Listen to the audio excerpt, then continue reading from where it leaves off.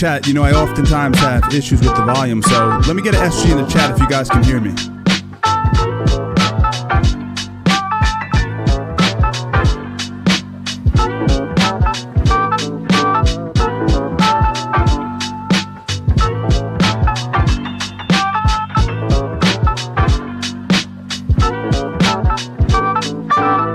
Reeves, I saw that. Let me get an SG in the chat. Let me know that we're actually alive here. All right.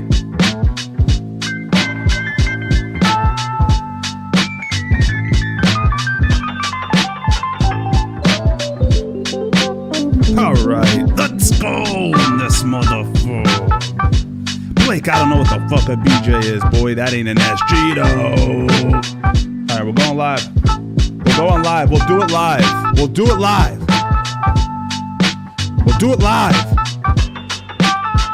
Let's go. Give yourself a round of applause real quick. Everybody in the chat. I'm pumped up. I got my coffee.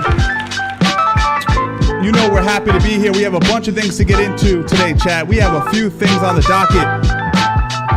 As you probably know, if you checked out the actual thumbnail, we're going to talk about Ryan Garcia and the whole situation with Kambosos. But we got other things to get into. We got to get into John Fury, the father, headbutting somebody.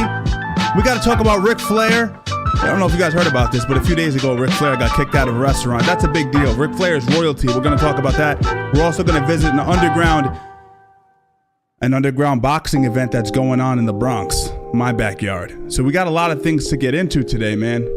I don't know why it sounds like I'm echoing. Is anyone else hearing an echo? Or am I tripping? I don't know if you guys are hearing an echo. I'm hearing an echo a little bit. Sean, I see you, man. Austin, I see you. Come on now. Kenny, I see you, man. Austin, I think I said you already, but I see you, man. Hope everyone's doing well. How's everyone been? First of all, before we get into the actual news itself, happy Mother's Day, belated Mother's Day. I know some of you guys have different stories with your moms, but I went to the store, grabbed my mom a nice dozen of roses, a nice balloon, a card, and that sort of ties into the main story that we're going to be going on and over today. Ryan Garcia, the dirtbag that he is, goes after somebody's wife who happens to be a mother on Mother's Day, man. On Mother's Day. The level of disrespect. You know, you think about it, you know? Can you imagine that? How many of you guys have kids? You can drop it in the chat. You have kids with a woman. You're married, maybe? Drop that in the chat. But how does that feel if somebody, you read the thumbnail, right? If someone says something crazy like that about your baby moms, you want to kill them. You want to kill them. I'd want to kill them. So I'm talking to myself, so I'm going to do my best to play devil's advocate here about the situation, but I'm going to speak my fucking mind on it. I'm going to speak my mind. Tony's not in here, so he's not smacking people around. I'm going to let you guys slide though until Tony gets in here. Tony has a very heavy hand. So when he does make his appearance, you guys are in for it. Okay, David, you do? You're married as well? I got you. 2 kids married, Sneaky? Yep. Kenny, I agree with that, my man. It's very disrespectful. When you go after somebody's mom, right? You go after somebody's mom. Now, not all moms are created equal. Not all moms are created equal. We know that. We know that there are some OnlyFans moms out there that maybe aren't doing the best thing by their kids by putting their vaginas on the internet. I did my research before I started this video, and I wanted to know what kind of woman is this lady. Let's get into it. I'm waiting for people to file in. I'm going to start moving now because who knows? I'm reading the comments. You guys saying out? Okay. Yo, Jeff, what's up, man? What's going on? All right, let's move this on here. So if you guys aren't aware, this is what sort of we're going to start with. As you guys know, we move around in this on these live streams, we don't stick to one topic. We tend to move around because I like to be on for a few hours. So if you're not aware, this weekend, and I thought about live streaming this, by the way, but for whatever reason, I didn't live stream it. I'm going to turn this off. For whatever reason, I didn't live stream the event, and I probably should have. It was an exciting boxing match. I knew what the outcome was going to be. I thought Loma would pull it out. I think they're similarly matched in terms of size, and I'm not just talking about weight classes because there's weight bullies. We know that. But I felt like Loma and Kambosos were matched well in terms of size, and even though Loma's getting a little up there, I did feel as if he had enough skill to get the job done, and he did. He stopped Kambosos. If you didn't see the fight, he stopped him to the body. He actually landed a short hook on the inside as Kambosos was coming forward, dropped him with a headshot. People didn't see that, and then he dropped him twice to the body. It was poetry in motion. It was really something else. But that was the beginning. He lost the fight. Kambosos took it like a man, as he always does. He doesn't always win. He lost to Devin Haney. And in hindsight, watching the Devin Haney versus Kambosos fight, you can see Devin Haney was a bit of a weight bully. Much bigger human being. He beat him. What did Kambosos do? He took it like a man. He took the losses like a man. And you got to admire a guy who can do that. It's hard. I'm a sore loser myself. It's tough. You got to say, yeah, you're better than me. No man wants to have to do that. But let's get into that's essentially what ended up happening. Now, on the back of that, Ryan Garcia saw an opportune time to talk shit on my man, right? The best opportunity, and who's good at this? McGregor's amazing at this. McGregor will jump on Twitter as soon as something moves, and he throws his name in the mix, and it's a great way for these guys to stay relevant. So the fight goes down, as you can see here. He shows up, he does his thing, he fights. Gave it my all, never cherry-picked, always stepped to the best in the hardest challenges, and Loma will go down as one of the best in history. I agree with that. I'm safe, I'm healthy, etc. You know the deal. He handled it like a man. How do you not admire that? Kambosos sucks. What does Ryan Garcia say? George Kamboso calls him Kamboso. Pretty funny. His name's not Kambosos. George Kambosos sucks. I'm sorry. What does George say as a rebut? I don't know. Can you guys see this? One more belts than you will ever win, princess, the clean way. Cheating dog, I'd rather go out on my shield against the best and lose like a man than cheat with weight advantages and enhancements like you did. Let's have a street fight. Fuck the ring. Use all the steroids you want. I mean, as comical as you can possibly get. And the reason it's so funny is because we still have this issue with Ryan Garcia lingering, right? It's in the sort of background. If you're unaware, the 22nd of this month, the B sample is going to come back, and it's going to let us know just how much Ryan cheated with this whole Osterine situation. We don't really know. It's sort of up in the air at the moment, but this tweet is referencing that. And I think between fighters, and you guys can maybe agree with me, maybe you disagree with me, we'll get back into the tweet in a second. If you're talking stuff on a fighter, you're talking shit on a fighter, and you're a fighter, I get it. You're a fighter. You're trying to create a little bit of buzz. You're within a weight class or two of each other. It makes a lot of sense. So I didn't find anything wrong with what Ryan Garcia said. George Kambosos sucks. I'm sorry. But that's not where he stopped. Now, there was another issue. I believe he deleted it, if I'm not. Yeah, so he did delete this tweet, which is another pussy move, but we'll get into that. So let me show you exactly what I'm cutting into here. So I didn't actually read this tweet. You should be in the Bahamas. Kambosos goes, you should be in the Bahamas hiding away, but you ain't getting away from them enhancement charges, princess. You'll be banned from our beautiful sport that you made a mockery out of, you cheating dog. Calling a man a dog is next level too. Not very common. That must be I don't know, it's an Australian thing. Call them a dog. I couldn't give two fucks about you. Now go stick another needle in your ass, clown. Wow. And then he does the huh. Powerful. He's coming out aggressive. Now, as you can see here, you guys can probably see on your screen at the moment that it says this post is unavailable, right? So George Kambosos is responding to a tweet. Now, luckily for us, if I go back over here to my thumbnail guy, I screenshotted it for the thumbnail. Let me see if you guys can see it on screen. My head might be in the way. Let me see. Let me just, yeah, it is in the way. Let me move my head for a second for you guys. Okay. I slept with George Kambosos' wife, no cap. You know, really going for the jugular. Now, at the beginning of this stream, I asked a bunch of you guys, are you married? Do you have kids? Now, you can internalize that however you'd like. Is this too far? It was on Mother's Day. Opportune time if you're going to troll somebody. Okay. Opportune time. Now, I don't know if you guys are particularly easily offended or not, but that seems like maybe a tad bit much. You know, when that happened, by the way, I wasn't sure who his wife was. I still barely know who she is, but before we get into that, this is what George says. He goes, yo, I slept with your mother.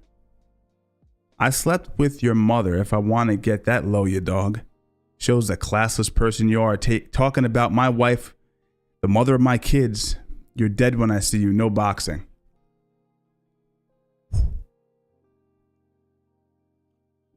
Wow. And this is my problem too. You know, oftentimes, chat, I shit on MMA fans. Really, the garbage of the garbage. But I realize it's not MMA fans. It's sport fans in general. Fickle fucks. So if you read the comments here, someone insulted his wife on Mother's Day, the mother of his children.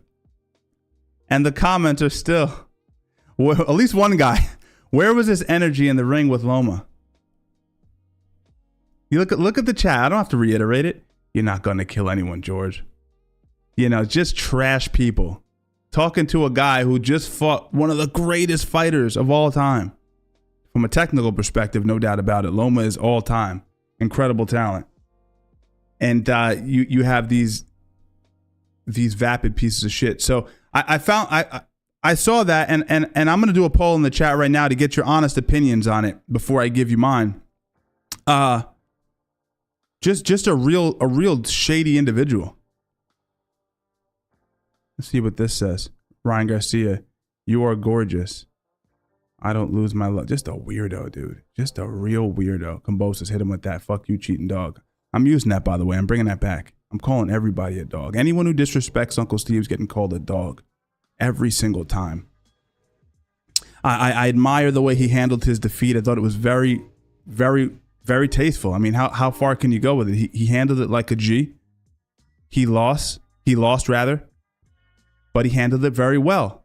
You know, but before I wanted to give my opinion on the situation, I did a little bit of research because I was like, all right, so he's claiming that he slept with this person's wife and mother, right? The mother of his children. I said, dude, that's pretty heavy, man. That's pretty heavy. This guy's been really on one lately. So I wanted to research who his wife was because I was like, well, what about if she is sort of a low-level woman? You know? I thought maybe she was an OnlyFans type girl. In which case, maybe what he's saying is true. Is it ill-timed? Absolutely, right? Maybe not on Mother's Day. But regardless, it would be a little bit more justifiable. But, and I'm going to drop this in the stream. I'm going to drop this poll in the stream. Give me your honest opinion. All right, give me your honest opinion.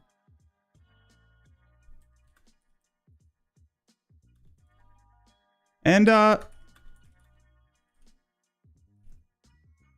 not gonna sway you either way. I just want to know how you guys are feeling about this topic, and then I'm gonna let my hands go. That's why you're here.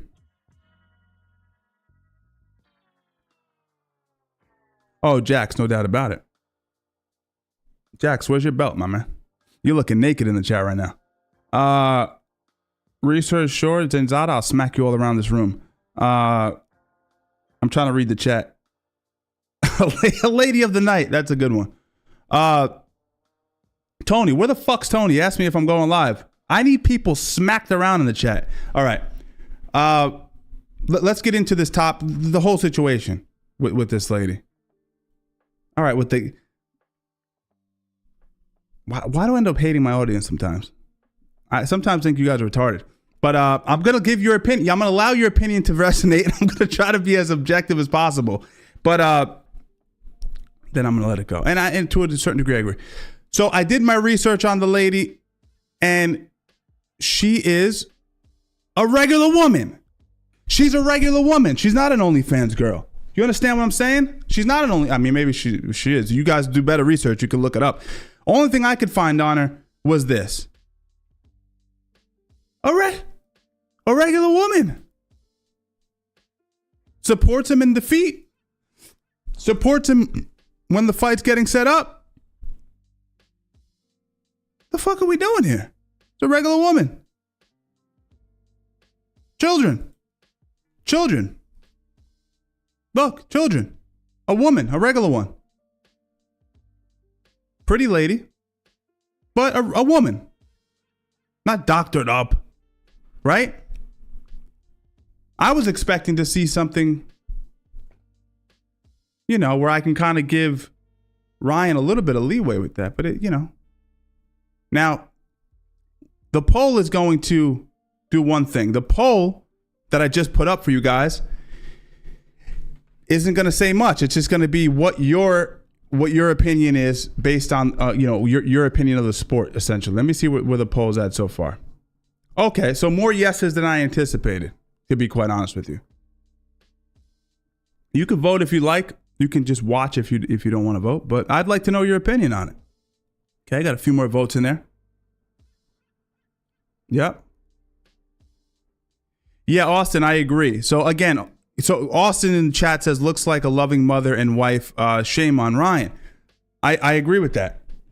Based on what I see, right? And you got to admit, and we all know this, but social media isn't the most transparent, honest thing in the world. Social media is, you can position yourself to look however you want, but oftentimes you can get a sense of who a person is through pictures and videos. But,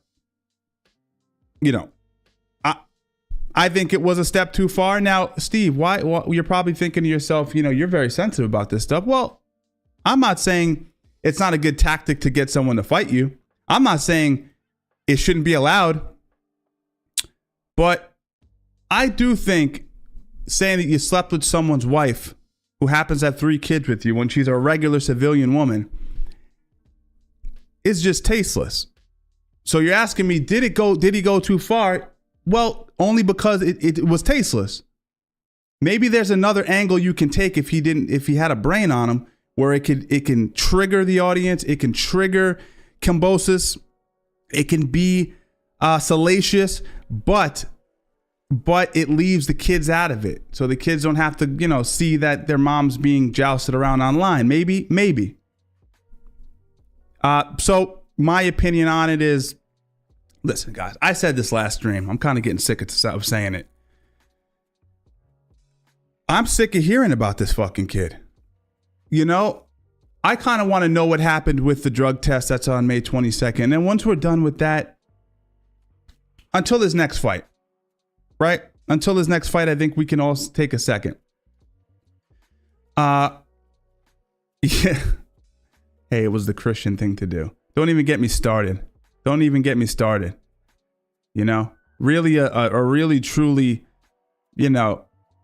I've said what I've wanted to say about the whole Christian angle. I don't have time for it.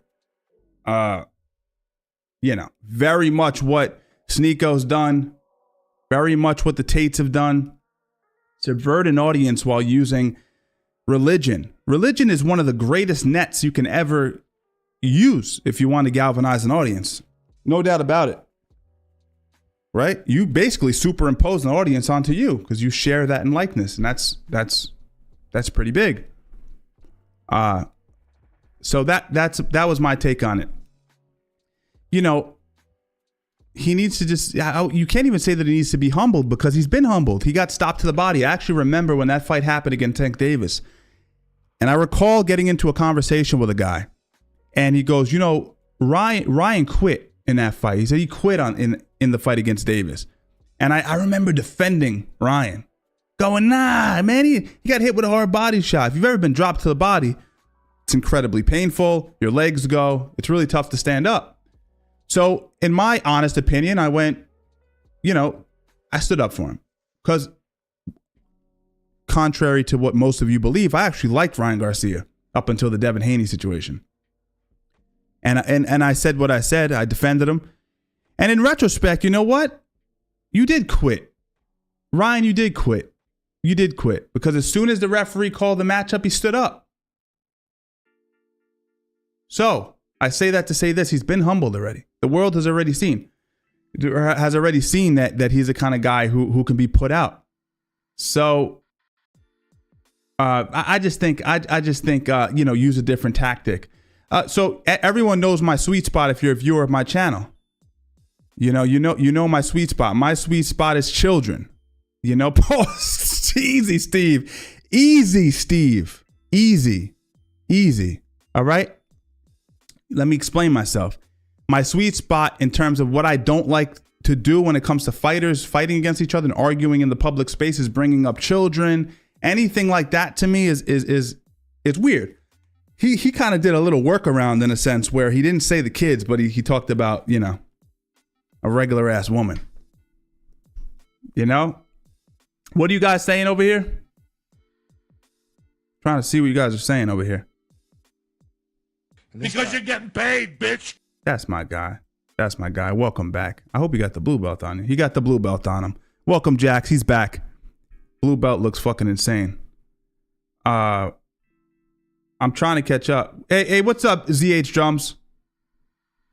Yes, so what he says is ZH Drums, who's a member as well with the white belt. We're going to get that up to blue belt soon. What up, Steven? Religion can be a good manipulation tactic easily used to sway the masses. Agree 100%. I'm actually kind of surprised at this chat. Huh. Interesting. I don't know what Fredo's saying here. They talking money. They're talking about someone's. I mean, listen, you can spin it however you want to spin it, whether it's $5 or $5 million. Morally, what we're talking about and what that means to you is different than what it means to me, and that's very clear. And I don't think I think I'd probably push it pretty far too. I think I'd push it pretty far. We put a few million on there too. Don't get me wrong. But I'm gonna say what I said. You're a piece of shit clown. You're a piece of shit clown. A garbage person. But you're a child. And this is the same. And we have other things we got to get into related to this topic. And so I'm slowing it down a little bit. Just trying to gather my thoughts. Let me turn this fucking music off for a second. It's giving me a headache. You know, this whole situation here. Let me see if I can pull it up. This is what happens. Most of my audience in here is probably a little bit older.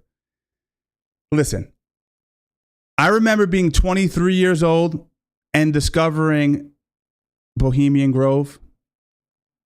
I remember discovering the fact that all presidents are related. I remember having this crazy situation in my mind where I felt like I had the answers, the real answers. I had somehow become elucidated to these truths. And when you're 23 and you're in your 20s, whatever age you are, you feel like you've discovered something now. And now you should probably communicate those truths and people should listen to you. And I said it when it first came out. Some of you didn't. I don't know what you were thinking. You know, he's spitting facts. I've said this. He's saying things that are widely available on Wikipedia. Nothing he's saying is groundbreaking. What's the next thing he's going to talk about? The Rothschilds, the Trilateral Commission, the Bilderberg Group? This is all, what I'm saying is this is all rehashed knowledge. Whether you consider it to be conspiracy, whether you consider it to be truth, is really removed from the topic at hand. The truth is it's a young man who's finally coming into touch with something that's left of the dial. And in your Joe Rogan brain juice. Yeah. Well, again, and I'm not saying, I mean, there's lots of truth to what's being said, but you know, you get a hard on when you're a young kid and you think you've woken up to some sort of super knowledge when it's really kind of been sitting around for a few decades, right? So here's another thing, and this is a lesson for everyone. Never apologize. Never apologize. So, as you can see here, Ryan goes, bro, I was joking. My bad, B. People are hilarious. George goes, let me pull this up for you guys. No, I can't pull it up. Let me pull this up for you. Now he's joking. You say you're a man of God, but you act like the devil. You parade the Lord. Who is? I mean, was I the only person online? I'm definitely, I know there's a handful of other boxing analysts, but I remember my own close followers of mine, not just like people who view my content, but community members were like, still like, Steve, chill out. But I was like, God, what the heck? What's going on here? The whole, religious thing. You parade the Lord, but we all see through your shit. You're the devil in disguise on a Sunday too. Joke. Fuck you. Like I said, if I ever see you, it's on. I don't give a fuck. Backtracking as a joke now? Nah, me and you. Happy Mother's Day. Let me pull up the...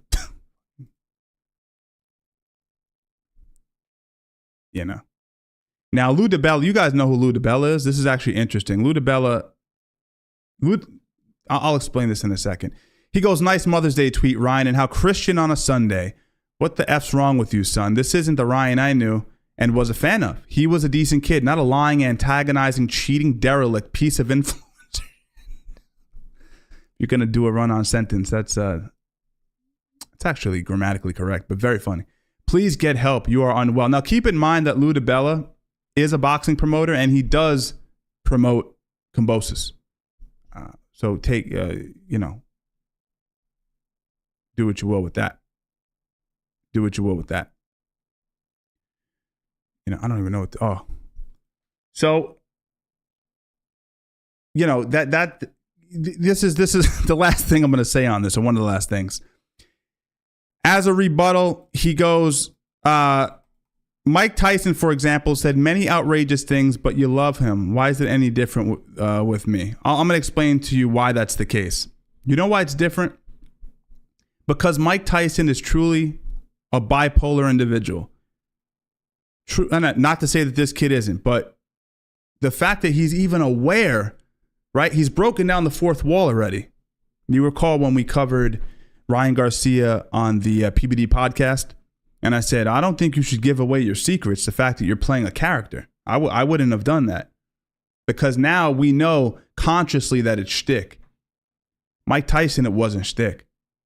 You remember what I pulled up interviews on countless streams here where he was cursing people out, threatening to fornicate with women. He wanted to eat a person's child. Like, he was truly out of his mind. So don't compare yourself to Mike Tyson. Do me a favor. Am I alone in saying that Mike Tyson is Mike Tyson's Mike Tyson? Undisputed heavyweight champion of the world, Brownsville, got into boxing because of tragedy, accidentally. Mommy and daddy didn't bring him to the tournaments. Kid was living in a fucking halfway house. You're making a comparison. Fucking lame as fuck. Try not to curse as much on stream, but I'm trying to... Yo, what's up, DBT Freak? I see you in the chat. You did see that ZH... Yeah, Steve Buscemi, if you guys aren't aware, and that's what you saw on my feed there, he's one of the great actors. We love Steve Buscemi, and he's a former firefighter, and he actually got attacked in Brooklyn recently. I guess someone ran up on him and punched him in the face. You know what's crazy, dude? Brooklyn and the Bronx. What's wrong with you two? It's nothing but issues. Nothing but issues. Whenever you look in the news and you see someone's been attacked, or there's something that recently happened, I don't know if you guys saw it in the news, but a guy threw a belt around this woman's neck at 3 a.m, dragged her unconscious and did what he did to her. Another, I believe it was was it Brooklyn or the Bronx? My point is, it was one or the other. Queens is in the corner just chilling. Queens is minding its business. Disgusting. Disgusting, dude. It's a lot of these states. I know we want to attack New York all the time. It's a habit of ours, but we love New York. It's just, I live in New York. You ain't seeing that around my place. That's for sure. That's for damn sure. Okay, so we went over this, right? Do we need to keep beating a drum here? The same drum over and over again? I think we said what we needed to say about this.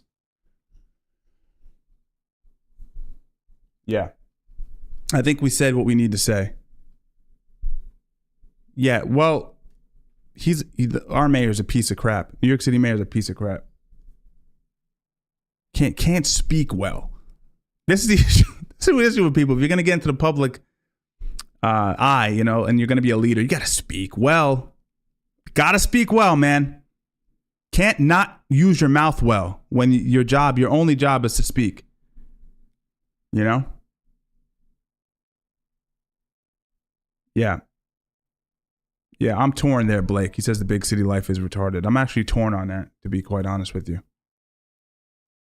Yeah, Keen says that it's actually happening in Canada as well. Yeah, I'm seeing this across Europe. If you go on these world news sites and you're seeing a bunch of issues going down all over the place. Italy, people are getting attacked. It's definitely humans across the board, you know? You got to better your financial situation and get out of those environments where you're vulnerable. There's just no other way around it. Now, I believe this is the next thing I wanted to get into. Let me just... You know what, chat? Let's take a pit stop. I stayed on that subject way longer than I needed to, but let's take a pit stop. You guys know Claressa Shields. I did a video on her. It did fantastically well. I was kind of surprised. Every video I've ever done on a female has tanked badly. Badly. Convinced that my audience just doesn't care about female fighters. Best female knockouts. Tank. You name it. You name it. Doesn't do well. I put up a Claressa Shields video, and granted, this probably says a lot about you guys. It got a lot of views because it was on the back of her getting knocked down in a boxing sparring match and then threatening to stab her sparring partner, claiming that he took padding out of the gloves, etc. Video did fantastically well. It was more of a commentary video than a reaction video. Either way, she's back on the news and she's challenging people to fights, and this is part of who she is. You guys can give me your opinion on it. Let me end this poll really quickly first. I'm surprised by the results, to be quite honest with you.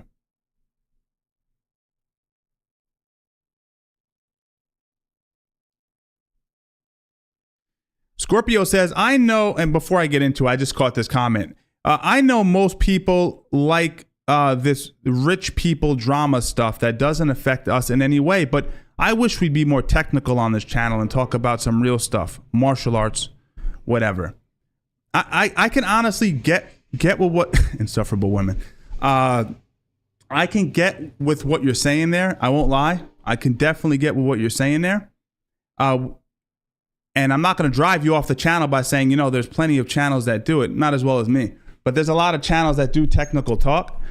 Like, hey, this is how you do a side kick. This is how you do. I always tell you guys, too, I don't know if you're aware of this, but you guys can definitely check out my prior videos. There's a library of technical, detailed instruction that you guys would probably enjoy. You know what bores me, though? Talking about stuff I've been doing since I was 12. You know, it bores me. And the truth of the matter is, these are rich people, maybe, but it is a little insane. And I like talking about morals and things that are going on in the world. So, Scorpio, you're going to have to start getting into more of this drama. Long story short, Scorpio, you're going to have to adjust to the channel. You know? Scorpio, don't give me a fucking hard time is what I'm trying to say. It's a long way of saying don't give me a fucking hard time. All right. Moving on. All right. So, yeah, this is Weight drain Ryan. Since this woman beater want to keep talking shit, I'm finna clean you up real quick. I'm glad I'm ugly to you, nigga, because you beat up bitches who you consider. All right, time out, man. So, and I think this is yeah, exactly. Yeah, exactly. Yeah, yo, ZH Drums has hit the best segue in all time of all time. If you don't like it, like the video. Bob! Listen, man, I don't give a shit, man. Go fucking train. I don't give a shit. I've been doing training martial arts forever. You think I want to talk about a fucking leg lock? I want to talk shit. Can you give me a break? We do enough self-defense. We do enough self-development. Email list. Tons of techniques. And you just want me to talk about techniques all day. Not happening. I like Scorpio, though. He supports the channel, so that's why I'm not crushing his soul right now. I want to. I like attacking people on stream, if you haven't noticed. So this is basically a hodge. We love you, Scorpio. This is a hodgepodge of different things she said during a live. It's basically cut up. This lady's out of her mind. I want you guys to listen to it. I believe she's going after Davis, but we'll see what she said. This woman beater want to keep talking shit. I'm finna clean you up real quick. I'm glad I'm ugly to you, nigga. Because you beat up bitches who you consider cute. I ain't never looked at you like, oh, Javante, look good. You midget ass nigga. You can't keep a woman because you beat all your bitches up.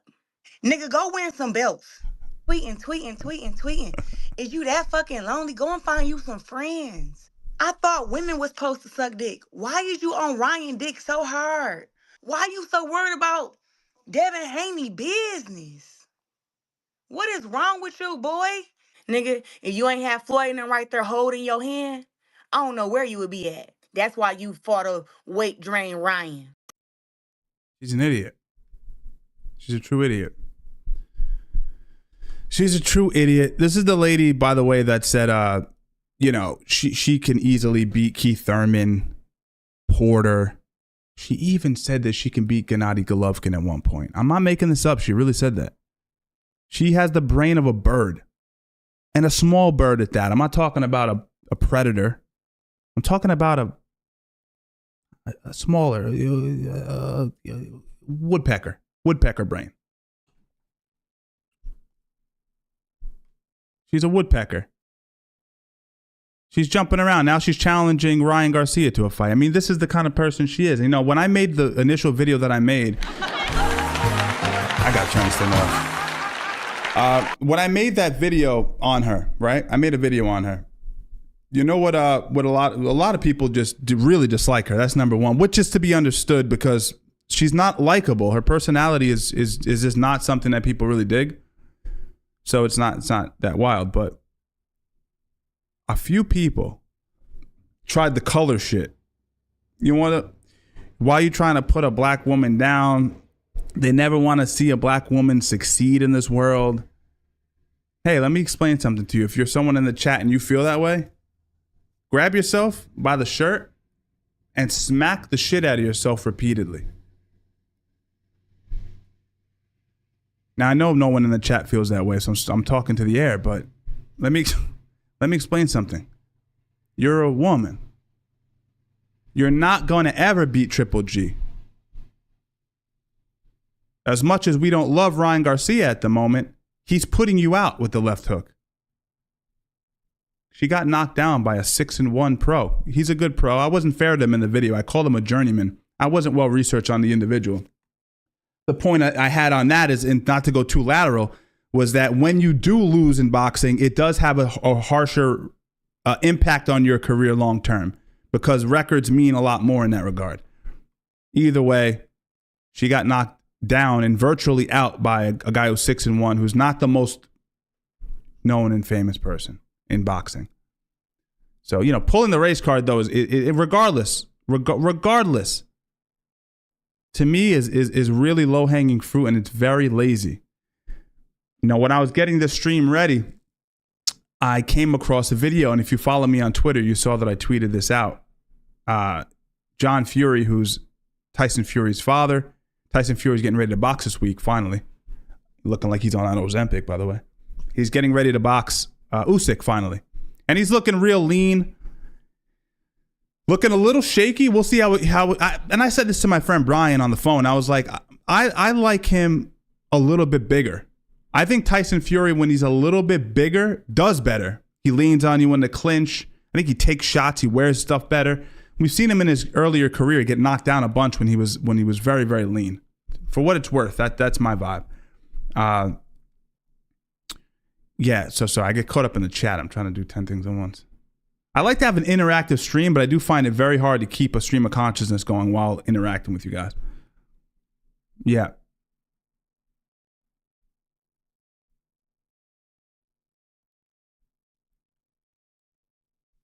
Yeah, Scorpio, I actually agree with you. I agree with you. I told you guys in the last stream, I said I'm Ryan Garcia out. I said that in the last stream. I'm Ryan Garcia out. Now I am gonna cover him again, whether you guys like it or not. I'm gonna cover him again on May 22nd. I want to know how the results come out. I'm interested in that. It's relevant to the current scope in MMA and boxing. It's relevant. Don't talk about that. It's relevant. It's relevant news. So we're gonna cover it. Claressa has a death wish talking about GGG.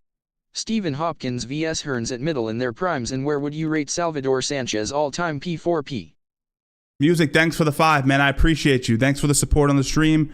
Yeah, Triple G kills her in any way he wants. Hopkins versus Hearns at middleweight in their primes. Oh, man. I'm going to go Hopkins on that. Nah, this is tough, man. Don't crucify me for this. I'm going to go Hopkins on this. I think Hopkins is technically proficient enough to stay away from Hearns' right hand. And I think so I think he navigates that. I think he steals a decision off Hearns. Or Hearns just puts him out. I don't know. But we've never, in Hopkins wasn't getting put down by anybody. He fought a prime Roy Jones, handled himself very well in there. Salvador Sanchez, pound for pound. I always say this about Salvador, and I know I'm kind of like, a lot of you guys may not know this, but Salvador died young. He died young. We never really got to fully see him mature in the ring. So I'm not one of these guys that just says, "Oh, he's number 5, number 1." He's in my top 10 pound for pound. What I loved about him the most is the way that he punched while laterally moving. He had some of the most unique footwork I've ever seen in the ring. I implore any of you guys who are fans of boxing and the history of boxing, definitely check out Salvador Sanchez. All right? You guys you guys will love it. Music, thank you, man. Yeah. Austin, I appreciate that. Exactly. I'm covering it. Yo, the showstopper just hit me with one. So there's an episode in Martin, which is crazy because I was just watching a Vice TV retrospective on the 90s, and they talked about black shows in the 90s and how that was a very cool time for black television. And Martin got brought up, and that was one of the episodes they talked about. Tommy Hearns was in one of those episodes. It was very cool. Yeah, very strange coincidence that you brought that up, considering I was just watching that. The crime in New York isn't too bad, to be honest with you, first last.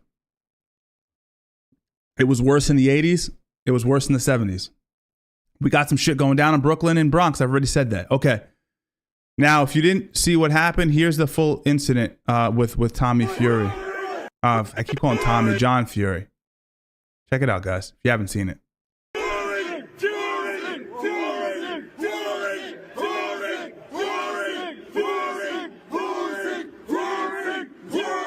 That's Usyk's corner. So it's the Fury folks and the Usyk clan clashing in this environment.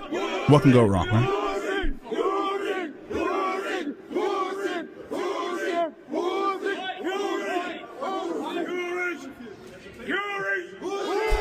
He's not done yet.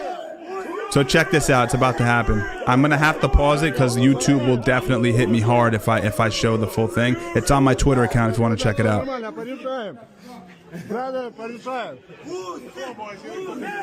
All right. He goes, yeah. Now check this out. He turns around. They go right there. He goes head to head. Boom. All right. You see that, guys? He hit him with it. He hit him with it right there. He hit him with it. Now, how do I get to my profile? You know, as long as I've been using this platform, I still don't know how to actually use it. All right.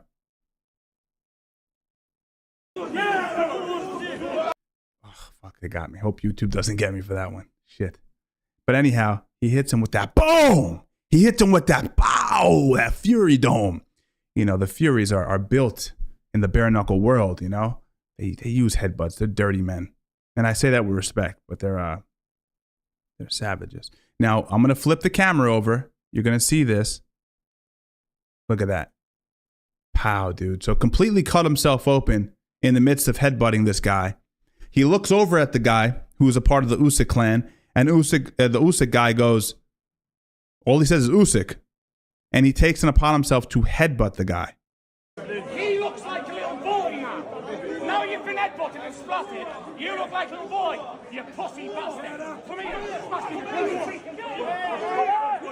headbutted and splatted, and now he looks like a little boy. The fucking idiot. Let him up. Can't be beat. We can't be beat.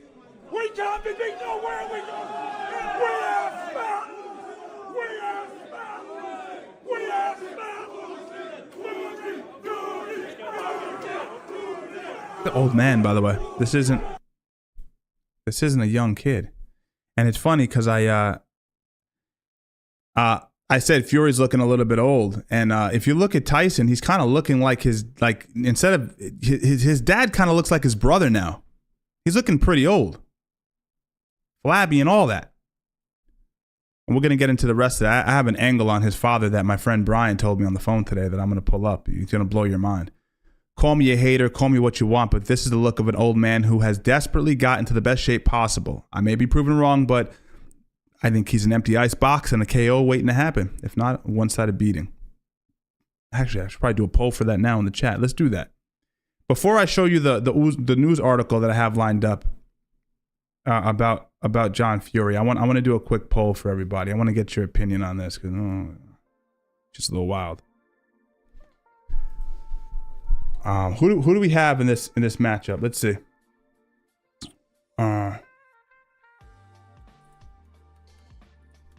Who wins?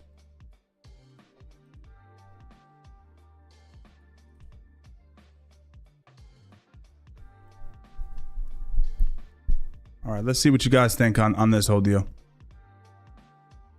So, for a while, I just kind of blindly thought, song sucks. For a while, I kind of just thought that John Fury was just kind of the typical main character. He does have main character syndrome, but he's kind of just an egotistical type personality, full of himself, a guy who used to do bare knuckle boxing, you know, playing a character to a certain extent. But man, imagine being raised by a guy like that. Imagine him in the household. There's no way that guy didn't get physical with the moms. That guy he's in a state of rage whenever I see him. I can't imagine him in his youth drinking and whatnot. Either way, this is I didn't know the guy was this crazy. So check this out. My boy hit me up with this one. Father of boxing champion Tyson Fury jailed for gouging a man's eye out after a 12-year feud over a bottle of beer. That's who this guy is. So, again, I'm tired of the guy. He's annoying. He's just okay. I mean, the headbutt was just so over the top. But when you talk about the headbutt and you put it side by side with the fact that he ripped a man's eye out, it's really not that crazy. Check this out. The father and trainer of English boxing champion Tyson Fury has been jailed for 11 years after gouging out a man's eye in a brawl. John Fury left Othie Sykes, 44, half blind after a 12-year grudge erupted in a bloody violence at a car auction. Dude, this is the guy. This is who he is. Yep. Wow. So check it out. The former bare knuckle fighter boxed professionally in the 80s as a Gypsy John Fury and is a well-respected figure in the Irish traveler community. But I would like to know more about why he ripped his eye out. He was pushed. This is what the guy who lost his eye said. He was pushing his hand in my face. Sounds like something John would do. It was his finger. It went in my eye in the corner and he wouldn't stop. He was like gouging and poking and twisting and poking. All of a sudden, I heard this sound, a clicking like a popping noise. And when he took his hand away, I realized blood was in his hand. A lot of blood. Jeez, dude. Bunch of people at a car auction minding their business and they see a guy lose his eyeball. This is who he is. If any of you guys were wondering. If any of you guys were wondering what kind of person would headbutt on a 115-pounder. You got your man. That's your man right there. Fury. So let me see. Let me pull this up. Let me see what you guys got here. I can't see the chat there. All right, so Usyk, you guys are saying Usyk. So yeah, there is a feeling as if that's kind of where things are going. There's a feeling like Usyk's gonna pull it out. That Fury, and especially off the back of his recent defeat to Ngannou, seeing Ngannou go down like he went down, it kind of feels as if probably it's probably gonna happen, right? Usyk's gonna move around him, use great footwork, and end up coming out on top. I'm kind of feeling that too, guys. You know?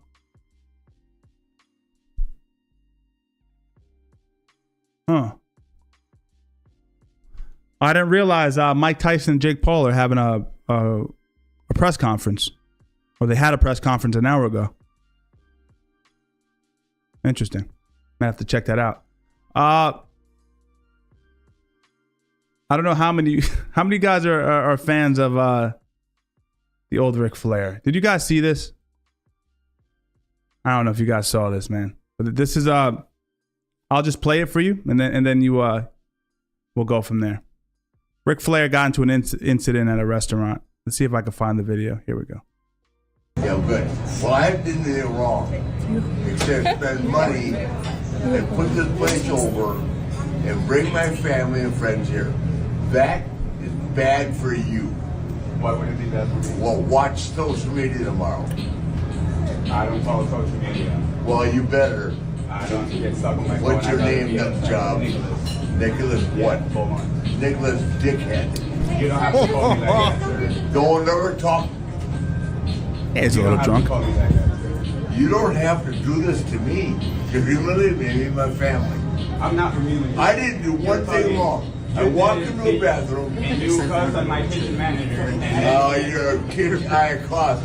Really? What world do you live in? The same world you What live world in. do you live in? How did I cost him? Did I touch him? Cussing, you said cuss word. I never said a cuss word. You know, is that his word against yours? I didn't say one cuss word. Okay. Okay, we're good. Let's go. Oh, God. He's a man who's been known to drink a lot. You know, if you know his history, you've seen any documentaries on Ric Flair, he's a guy who can put him back in his heyday. He still gets drunk every single day. He's an alcoholic. But apparently he spends good money there, but they tried to cut him off, and this is his reaction. No, ma'am, I'm going to give you $1,000 tip just to say to him, kiss my ass. If you walk outside You here, don't have to be disrespectful to me, sir. We're being I know you're disrespecting me, How am I disrespectful? telling me to leave. I'm not telling you to leave. We're just telling you that you're cut off. Oh, I'm cut off and I'm drunk? Really? Yes, sir. You don't matter if you're famous or not. It's the Here, same ma'am, experience. ma'am, please give yourself $1,000 tip. All right. What a G, though. Giving this lady that much money, that's when you know you're drunk, too. You're seriously drunk when you start giving waitresses that much money. Ever. $1,000 tip. Trying to prove a point, though. This guy and I are so cool. She and I are cool. And along comes dipshit. You don't have to call me like that. I just said it. I never did. I'll say it again. You're a dipshit. You have to get out of here right now. Oh, I'm leaving. Trust me. Thank God. I won't come back again. Thank God. Come outside here and talk to me like a man. I'm not going to do that because I'm on the clock. You of course you are. You're on the pussy clock. The subtitles are terrible. It says, you have the pussy. He didn't say that. He says, you're on the pussy clock. Because he said, I can't go outside, Ric Flair, and fight you. You know, I'm on the clock. I Hey, you want to go out and talk with me in the parking lot? Because I don't work here. I don't give a. Now this guy, granted, I'm putting myself in a situation where I happen to be sitting at a bar and I see Ric Flair. Ric's being over the top. He's obviously drunk. Keep in mind, this is a man who's, is he in his 70s at this point? He's an old man. And you're a young guy. I'm sitting at the end of the bar. I'm this guy. I would never do this. What this guy does, I'd never do. Hey, you want to go out and talk with me in the parking lot? Because I don't work here. I don't give a shit. We'll talk tonight. What's that? You heard me. What's that? No, sir. Please stop. Okay? What did you just say to me? What did you just say to me? Excuse me. Oh, I brought my whole family here. What a pussy, too. That's the thing, man. If you're going to sit up and you're going to be the kind of guy who goes, you want to take it outside with me, pal? I don't work here. I'll handle you. I'll handle you real good. If I'm going to go as far as that, the first rebuttal that Ric Flair gives him, which is to say, what did you say? The kid clams up. You pussy. He had a little bit of alcohol in him. He wanted to save the day. He's probably a neighborhood drinker there. And he tried to Ric Flair is Ric Flair. You're going to fight Ric Flair? Even if he's in the wrong. I mean, I'd stop him from fighting, but I wouldn't. Yeah, you threatened Ric Flair, and Ric Flair shut that shit down quick. What a legend he is. I mean, it's embarrassing. It's definitely embarrassing.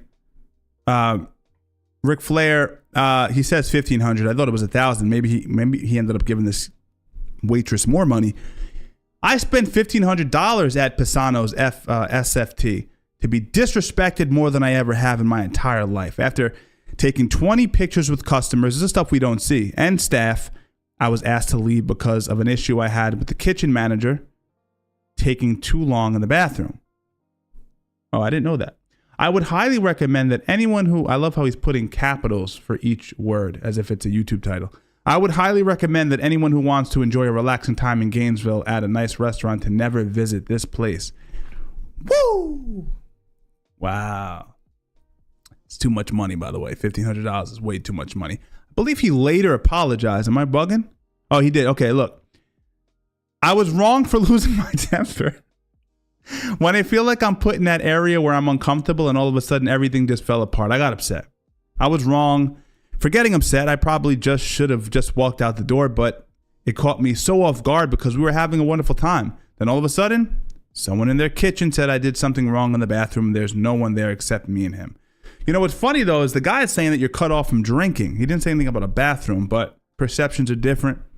I'm personally a fan of Ric Flair, so it's very difficult for me to you know what I'm saying? Jump down his, you know what I mean? Like, I'm a fan of him.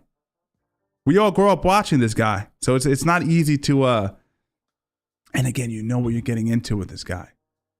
What was he? You can't see this probably. He drank 20 drinks a day. 20 drinks a day. Can you imagine? I know at least one of you guys in the chat's an alcoholic. Even for you, that's probably crazy. 20 drinks in a day? How do you wake up and how do you not just perpetually puke is my question. I didn't see anybody covering that story. This happened a few days ago, and I haven't been streaming and haven't been doing as much news stuff on my actual post, so we had to jump into that. I'm glad Rick's okay, though. God forbid the guy at the end of the bar would have took him out back, you know? God forbid. Now, I came across a video. I don't know how many of you guys follow Tommy G. I don't watch a lot of his videos. They are very well done. They're IRL videos on YouTube. They're very good. He recently went to an underground fight club that, let me close these, that I found very interesting. And I didn't watch it yet. Let's check it out. Your match tired before it even starts. Let's see. Let me see what I got here. Let me turn this volume down for you guys so you can actually hear what's happening. And we'll take a look at it. Again, don't really know exactly how good of a video it is.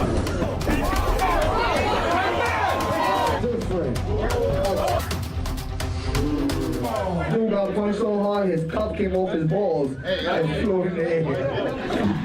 Folks, I'm Tommy G. This is an underground fight club in the Bronx. Let's get ready to rumble. Let's go!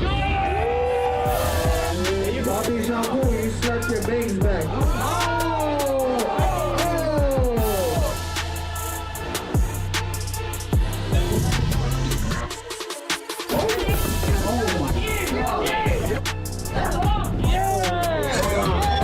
Feels like a music video with the constant cutouts, transitions.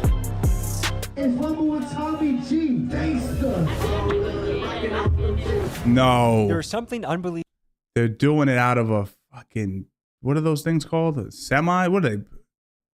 Captivating about That's watching nuts. a fight. I can still remember vividly when two kids in high school fought because one told the other that his haircut made him look like Justin Bieber. The whole melee lasted about 40 seconds, but it was the talk of the school for many weeks. Humans love fighting. There's a reason why a book like Fight Club has a cult following and why MMA is one of the most popular sports in the world. Back in the day, a good old scrap would solve a problem when words failed to work. You'd trade a couple shots, get a bloody lip, and you'd shake hands and squash the beef. But nowadays that seems to have gone away. Many popular rappers have proudly stated that they don't fight no more. They'll just shoot it out. I don't think. Yeah, they've been saying that in hip hop since the 90s, pal. What are you talking about, man? Let me just move my head out of the way because I know in case I end up using this footage for a clip, I don't want my head all up in the way. All right. I think that's something to be proud of. This escalation of force has led to many people dying over petty things when a simple knuckle sandwich would have been enough. Knuckle sandwich. There's been a disturbing trend of people either sucker punching or jumping someone. I covered that kid on the channel. There's no honor in that. Well, thank God, folks, for Killer Mike. He's a New York resident committed to reducing the gun violence, and he gives people an outlet to get their aggression out in a healthy and relatively safe way. His group, Rumble in the Bronx, is an underground fight club that runs by the motto, guns down, gloves up. Today, very similar to Street Beefs, but in New York. we meet him in the parking lot of a strip club to see guys throw down in the back of an 18-wheeler truck trailer. It's fun, it's wild, and it's for a good cause. Let's hit the streets.